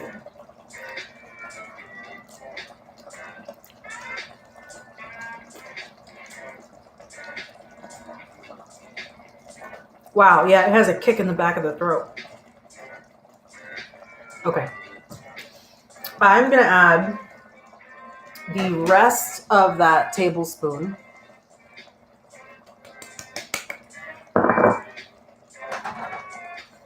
Because it's a little bit milky. It's the curry taste isn't quite that strong, but I am getting a very slight kick in the back of the throat with the cayenne. I think it was said it was cayenne pepper already in it. Red pepper. Yeah, it's the red pepper that's kicking me. So let's try that. How is yours doing, Brooklyn?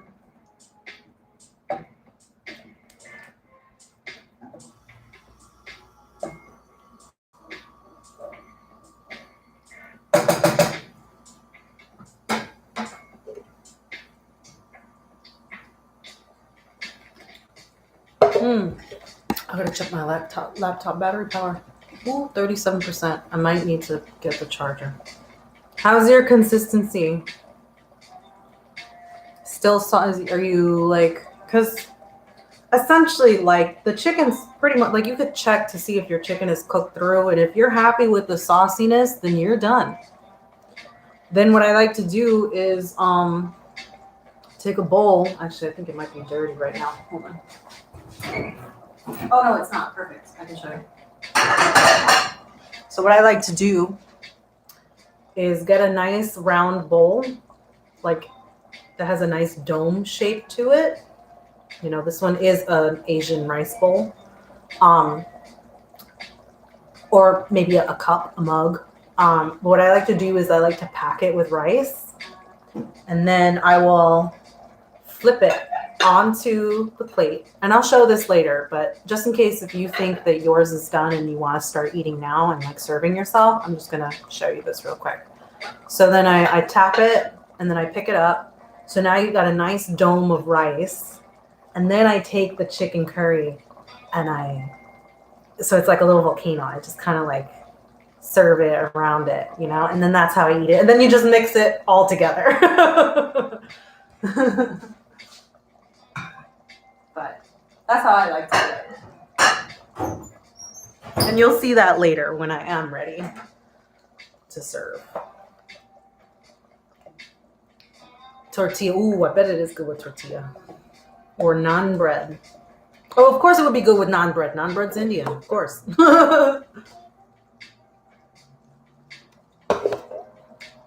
Pita bread would work too.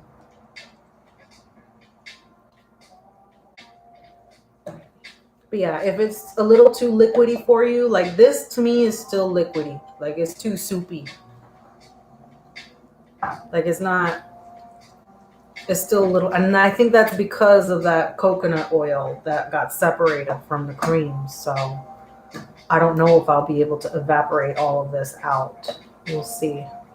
But to me personally, it's a little too liquidy for my taste. I want it a little bit thicker. So I'm gonna just let it keep going.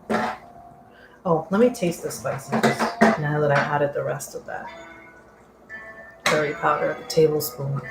I can imagine if I put 3 tablespoons like I did last time, it'd be inedible for me. Too soupy. Oh, okay, yours is still soupy too. All right.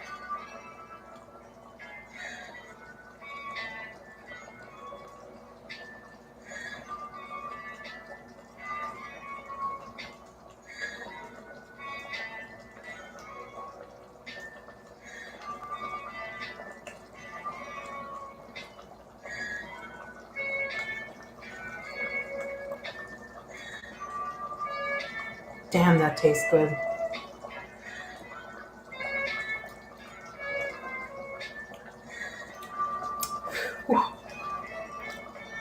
Wow, I think only 1 tablespoon is enough. I'm afraid to add more. And I don't mind that it's more on the creamy coconutty yogurty side. It still tastes good.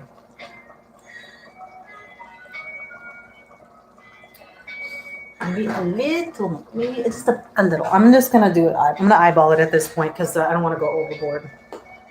So I'm gonna use the shaker part, and I actually have half of the shaker, half of the original tape on here, so not even all of it shakes out. So I'm gonna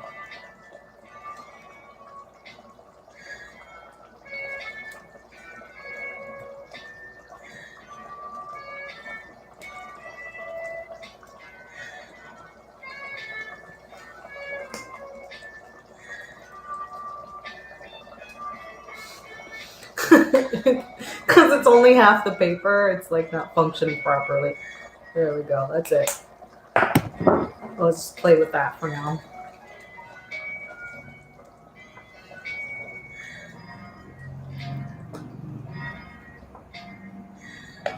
You like yours thick. Add more. Ah, fuck, I just burned my wrist. Ow, that hurt.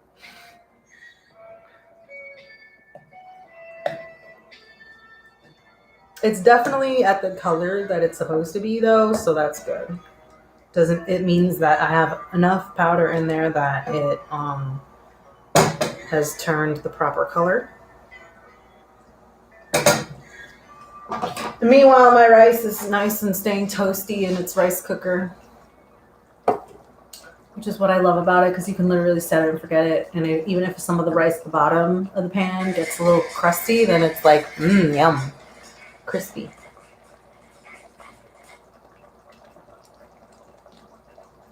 Let's switch this up.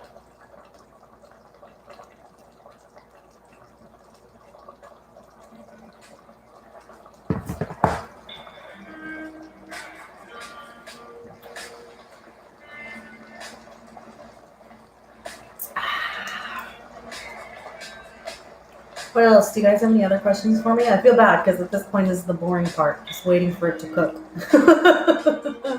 I mean, it's kind of been the boring part. You know what I need? Chapstick. I'll be right back.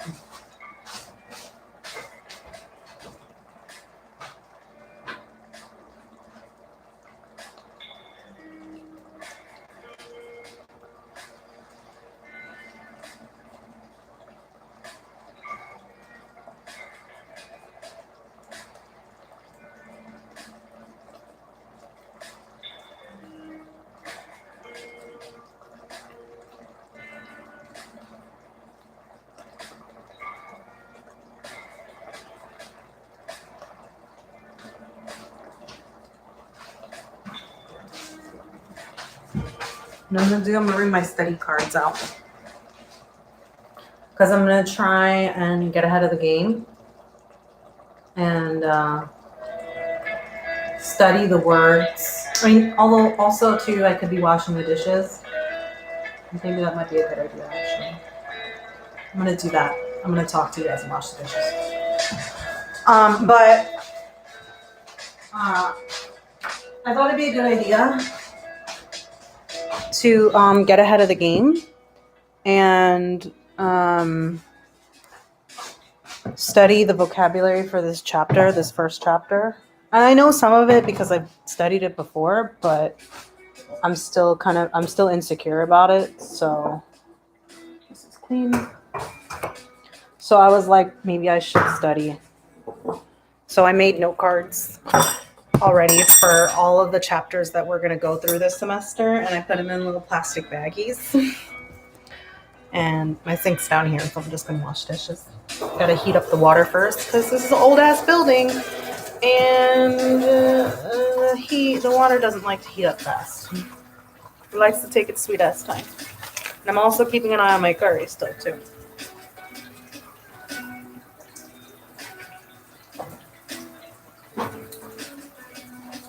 You think you might pop a beer open? All right.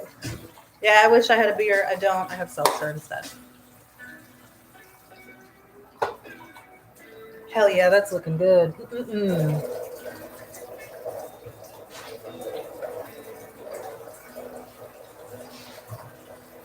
When I was in Japan, I went to the Sailor Moon store, and they had these little Tupperwares. Oops. These little Tupperwares of Sailor Moon. And so I have a whole set where they fit inside each other. So there's a smaller one that goes in here, and it has a different top design. Super cute. One of my best buys in Japan.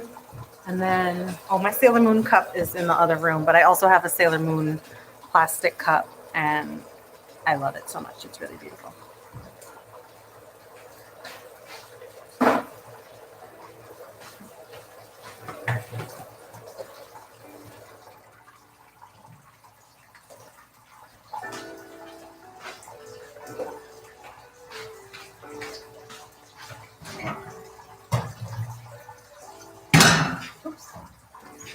All right, let's do some of these dishes. Curry's looking good. Making progress.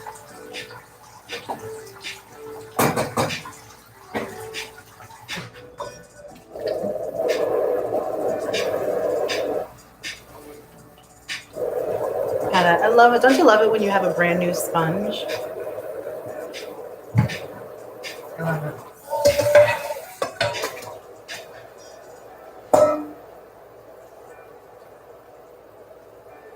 And again, if you have any questions, AMA, go for it.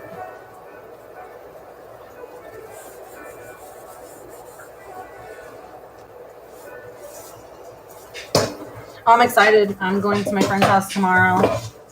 We're going to watch. I'm behind 2 episodes of Demon Slayer.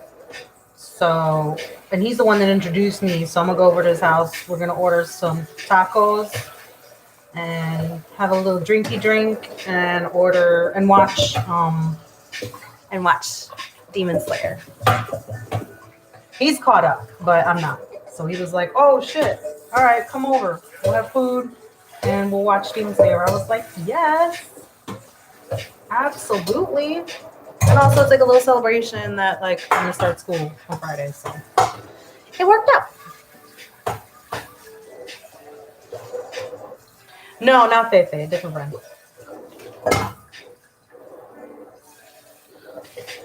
Yeah, I hate washing dishes too.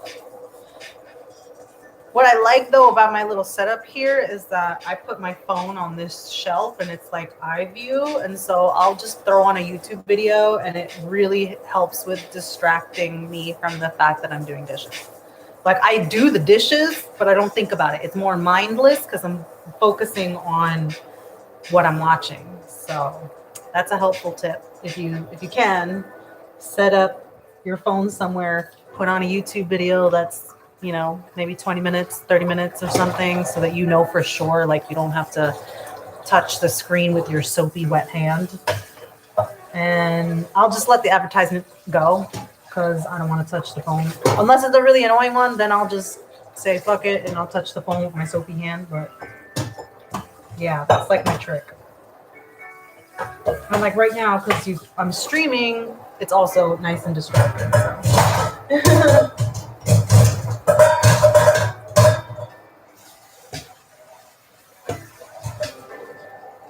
Netflix and chill.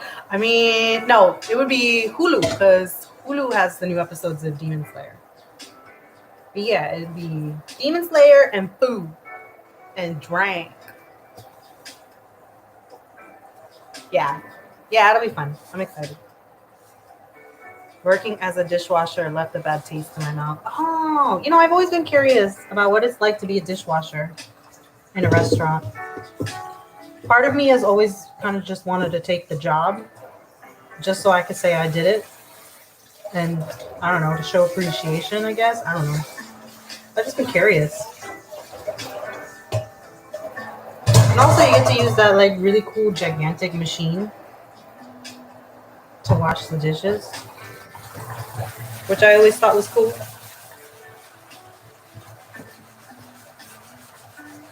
Like when I was doing the bartending for the country club over here before the pandemic, I always admired the dishwasher because he got to use that. He got to play with that really cool machine, the giant dishwasher, and like everything would come out pristine, like beautifully clean.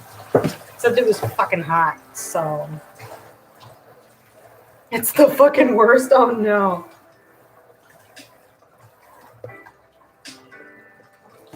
What was so terrible about it? I mean,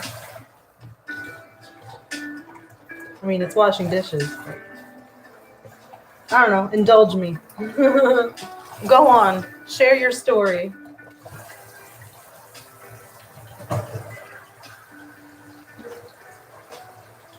Okay. I think my curry is done. Let me show you. Because I can tell it's reduced in level.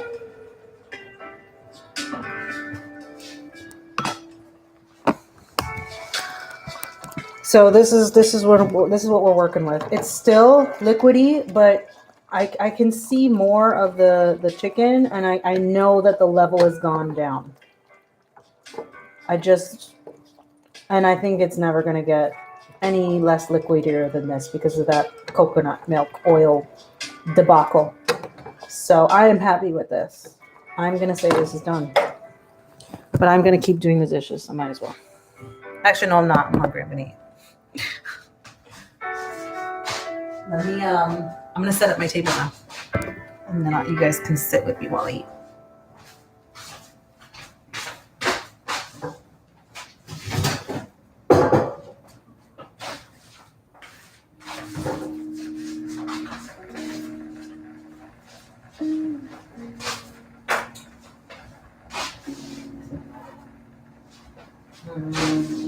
Normally I have more room, but my counter is dirty, so I'm just gonna put this on the floor.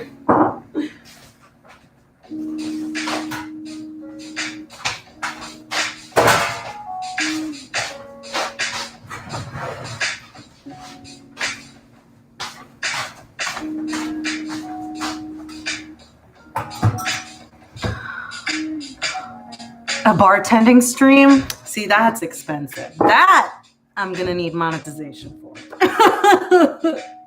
Because buying alcohol in New York is not cheap. You know that. If we were in California where you can get like cheap, like tipsy bartender, he can go into a supermarket and buy like the cheapest alcohol and it's still like useful and shit. Like that's what he makes his YouTube video drinks with for the most part because it's so cheap. Then I'd be like, all right, no problem. But you can't get cheap alcohol here, so yeah. I used to work at a small restaurant. They used to keep the back door open. I did not have the machine. I had to do it by hand. Oh no.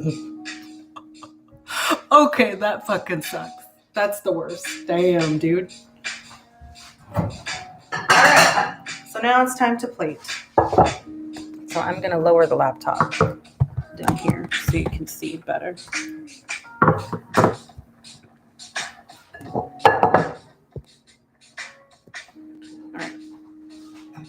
got my little bowl. I'm going to go fill this with rice. I'll be right back.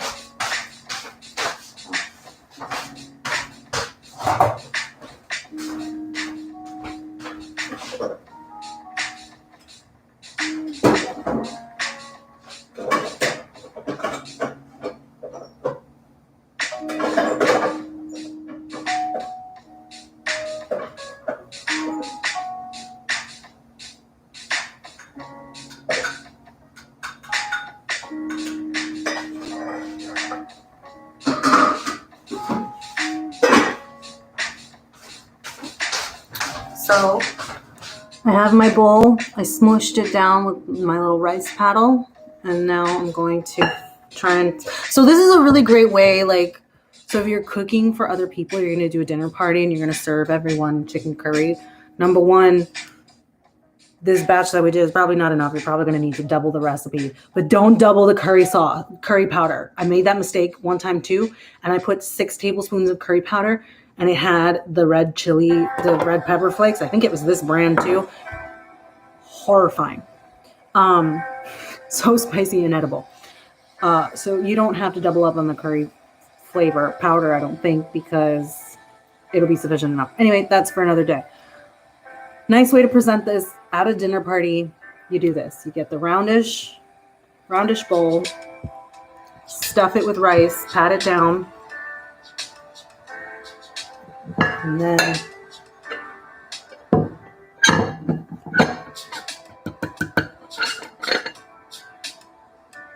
nice little dome.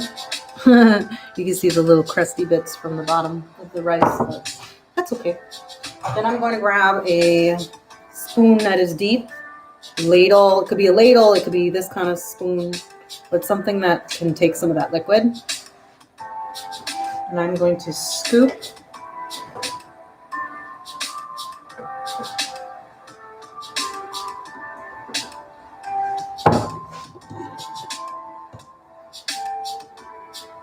and I like to do it off to one side or surround it. It's up to you how you want to design the plate.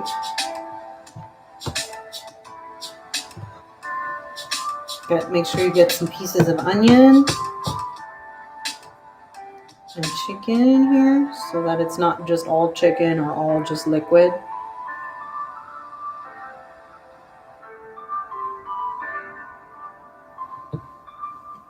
And so you can see the presentation view.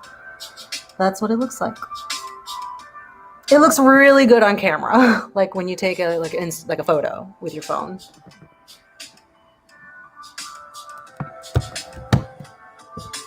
So that's how I like to serve it. I like to keep it really like nice and clean. If you get a couple droplets, like clean it up so that it looks nice and then of course this is just one serving. I'm gonna come back for multiple servings. Like that's a given. Don't need this wooden spoon anymore. I'm just gonna put a lid on this so that it stays warm. Grab a fork, and I will bring you over to the table with me in a second.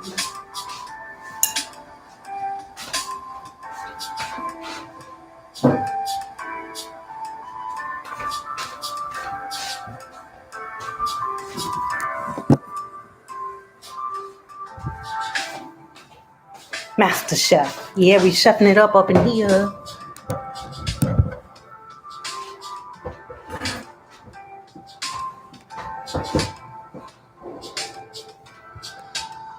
Oh, you can't see the plate. I know. I think if I raise it up and then lower it, it should be good. That's the tricky part. That's the tricky part about using a laptop. Let's see. Okay, if I raise you up and then lower. Kind of. All right. Well, you just see my torso. That's no fun. Itadakimasu. No, let's just do it this way. And that's where the rice cooker was. Let's go. Enjoy, Brooklyn. I hope you like it. I hope yours tastes good. And then this is what I'm going to do to it. I'm going to ruin the presentation immediately and scramble it up. Maybe even add a little bit more sauce because I added a lot of rice. Yeah. All right. Now I'm going to add some more curry. It needs more.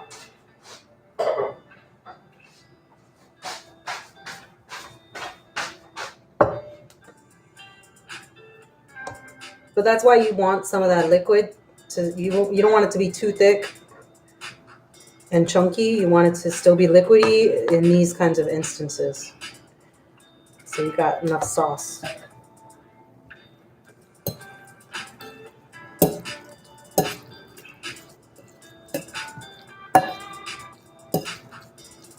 And then it looks like cat food.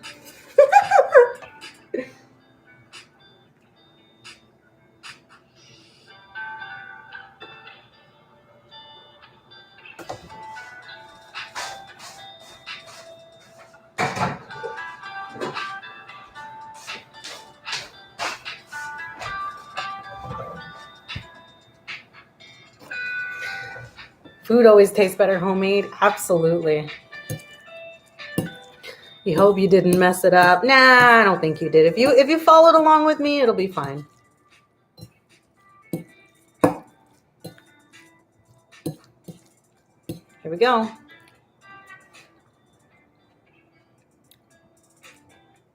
So good. I have no idea what it would taste like with the lemon juice. I've never done it. I'm kind of like, no, I like it more on the creamier, coconutty or yogurty side. I feel like, I don't know what the lemon juice would do, how it would change it.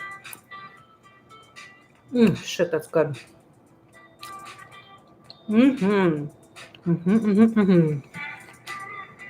Perfect amount of spice. I'm so glad I didn't do 2 tablespoons. So now I know 1 tablespoon of that particular brand of curry powder with a couple of shakes on top. It's perfect. It's got just enough of a nice kick that it's not punching me in the face.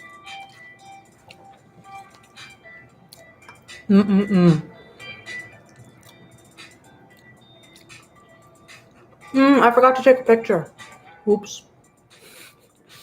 I should have done that. Should have taken a picture for the thumbnail. Dang. Oh well. Mm-mm-mm. So good.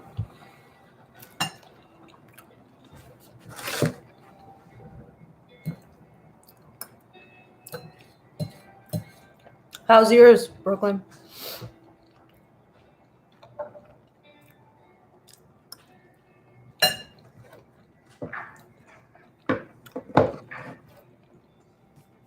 Uh-oh. My laptop's at 20%. Hold on, I gotta charge it.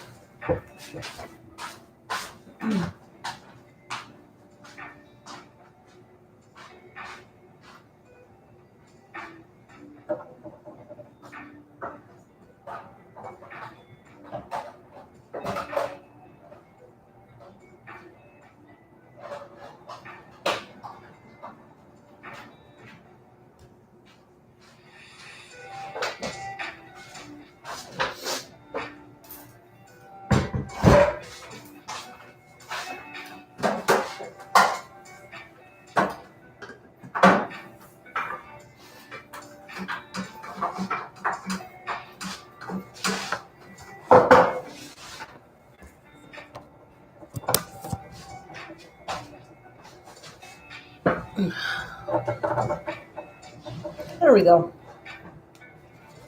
So I guess this is a cooking video / mukbang.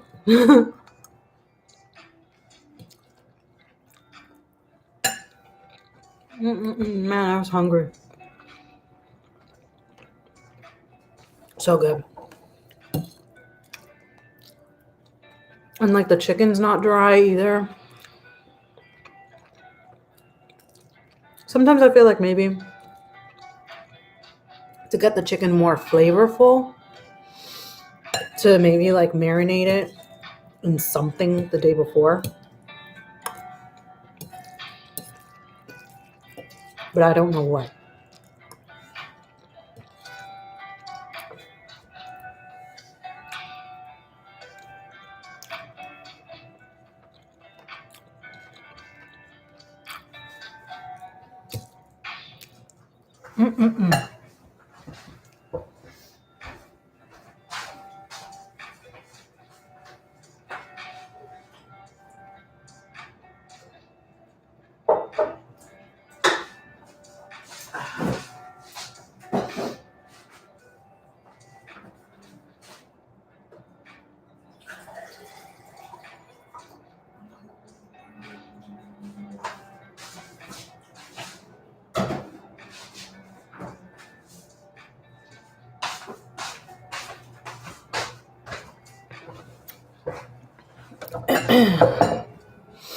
I just need to get some water.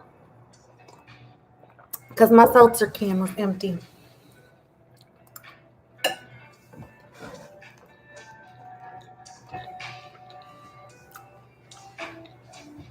Yum, yum, yum. Well, I hope yours comes out. If you're watching this now, while it's live, or if you're watching this in the future, I hope your dish comes out delicious.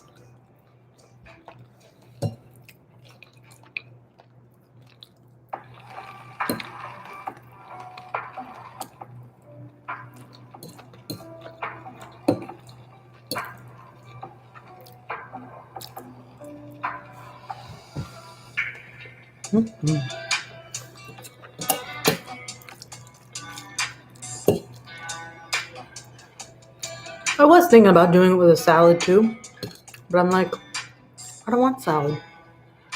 I just want curry and onions. I think next time I'm gonna definitely add more onions because I just love onions. It adds this really nice, like, sweet flavor.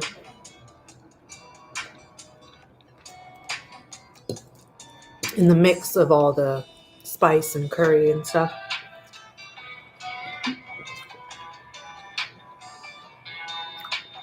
Yeah, the chicken's nice and tender. It's not like dry. I've had it before where I've overcooked everything. Like I left it on too long and then the chicken got dry. That was not pleasant. It was edible, but it wasn't good. Oh, it's good? Yay! Oh, no worries. Dude, we've been like slaving over this for the last 2 hours and 25 minutes. It's all good. Mm-hmm.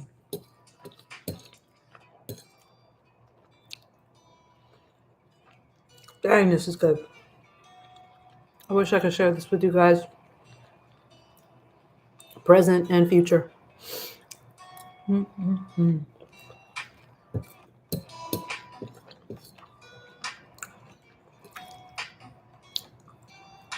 I wonder what Akasan's doing. Is Akasan awake yet?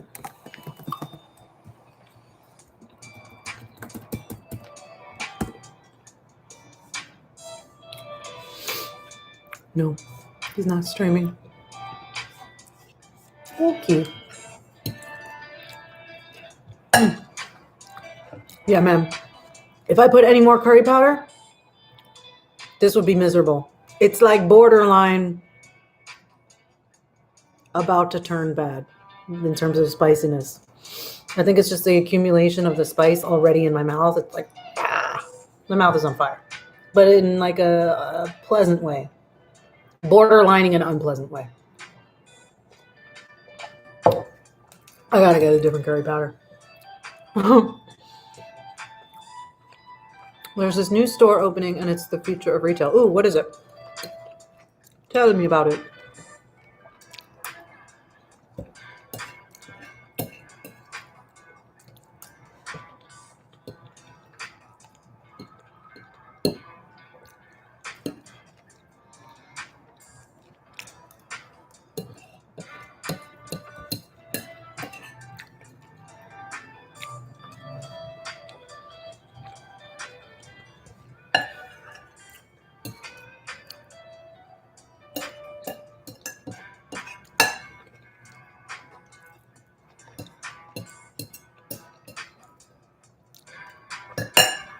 Done. Oh yeah. Now I'm just gonna let this sit and maybe go back for seconds. My mouth is really on fire.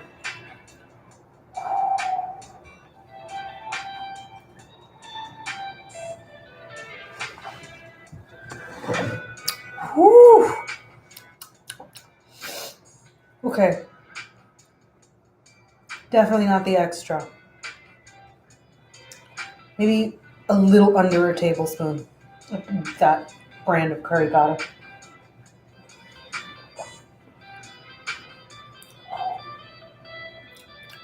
That was so good. Oh, I missed some rice.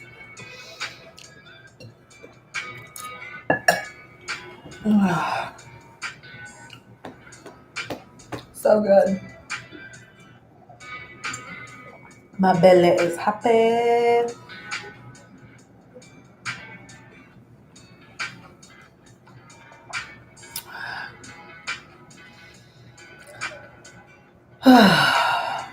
I guess I'll just end the stream here, right?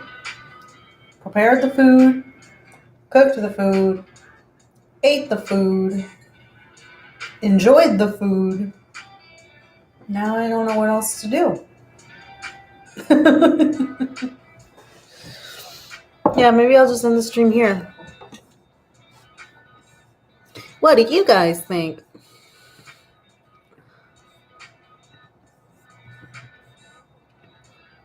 Yeah. That way it's not too long, and people aren't too intimidated by how long the video is and stuff. Like, it just hit the 2 hour and 30-minute mark. That's long. There's talking in the beginning and stuff, and so yeah, maybe I should end it here.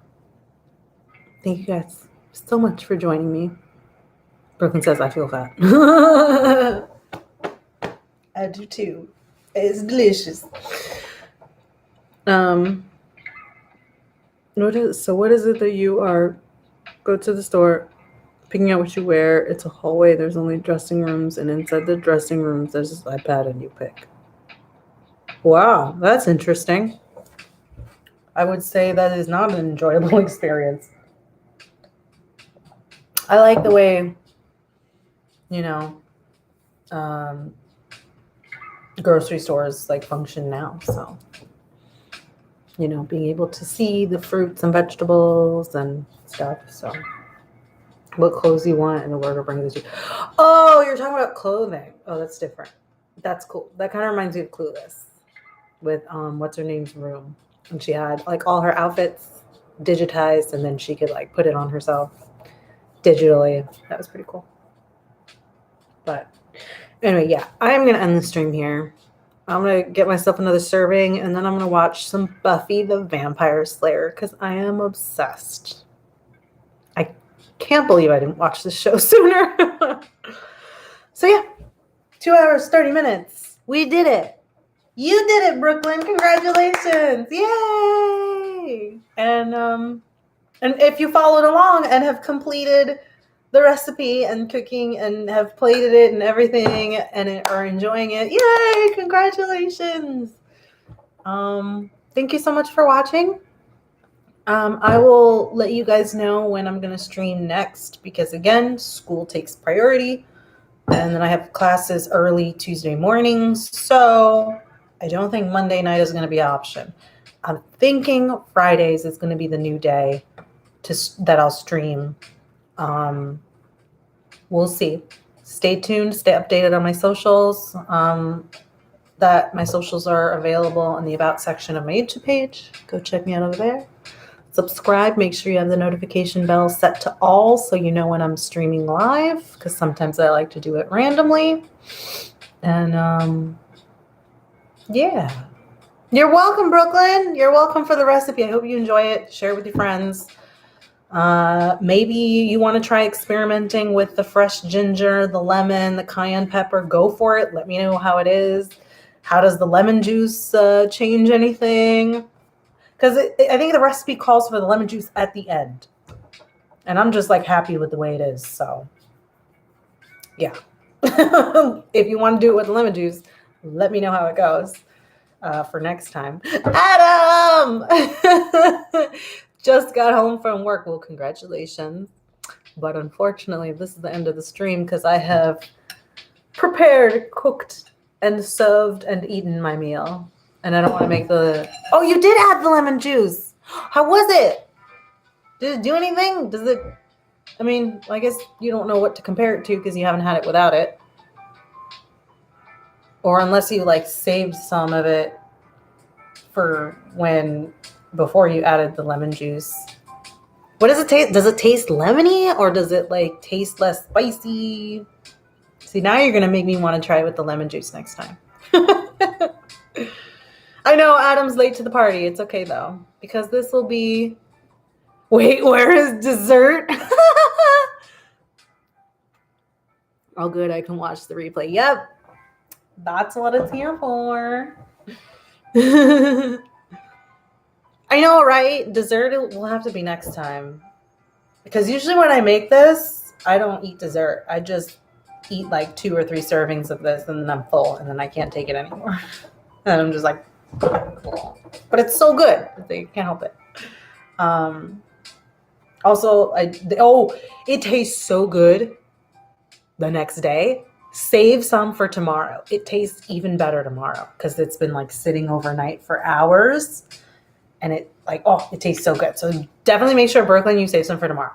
So, yeah. All right. I'm going to end it here. I've extended it on an extra 4 minutes. All right. Mwah. Bye, you guys. Thanks for watching. And I'll catch you next time. Stay tuned on the socials for the next stream. Mwah. Bon appetit. And have fun making this. Experiment with it if you feel like it. Or don't. Stick to the recipe because that's always a good thing. Mwah. Bye.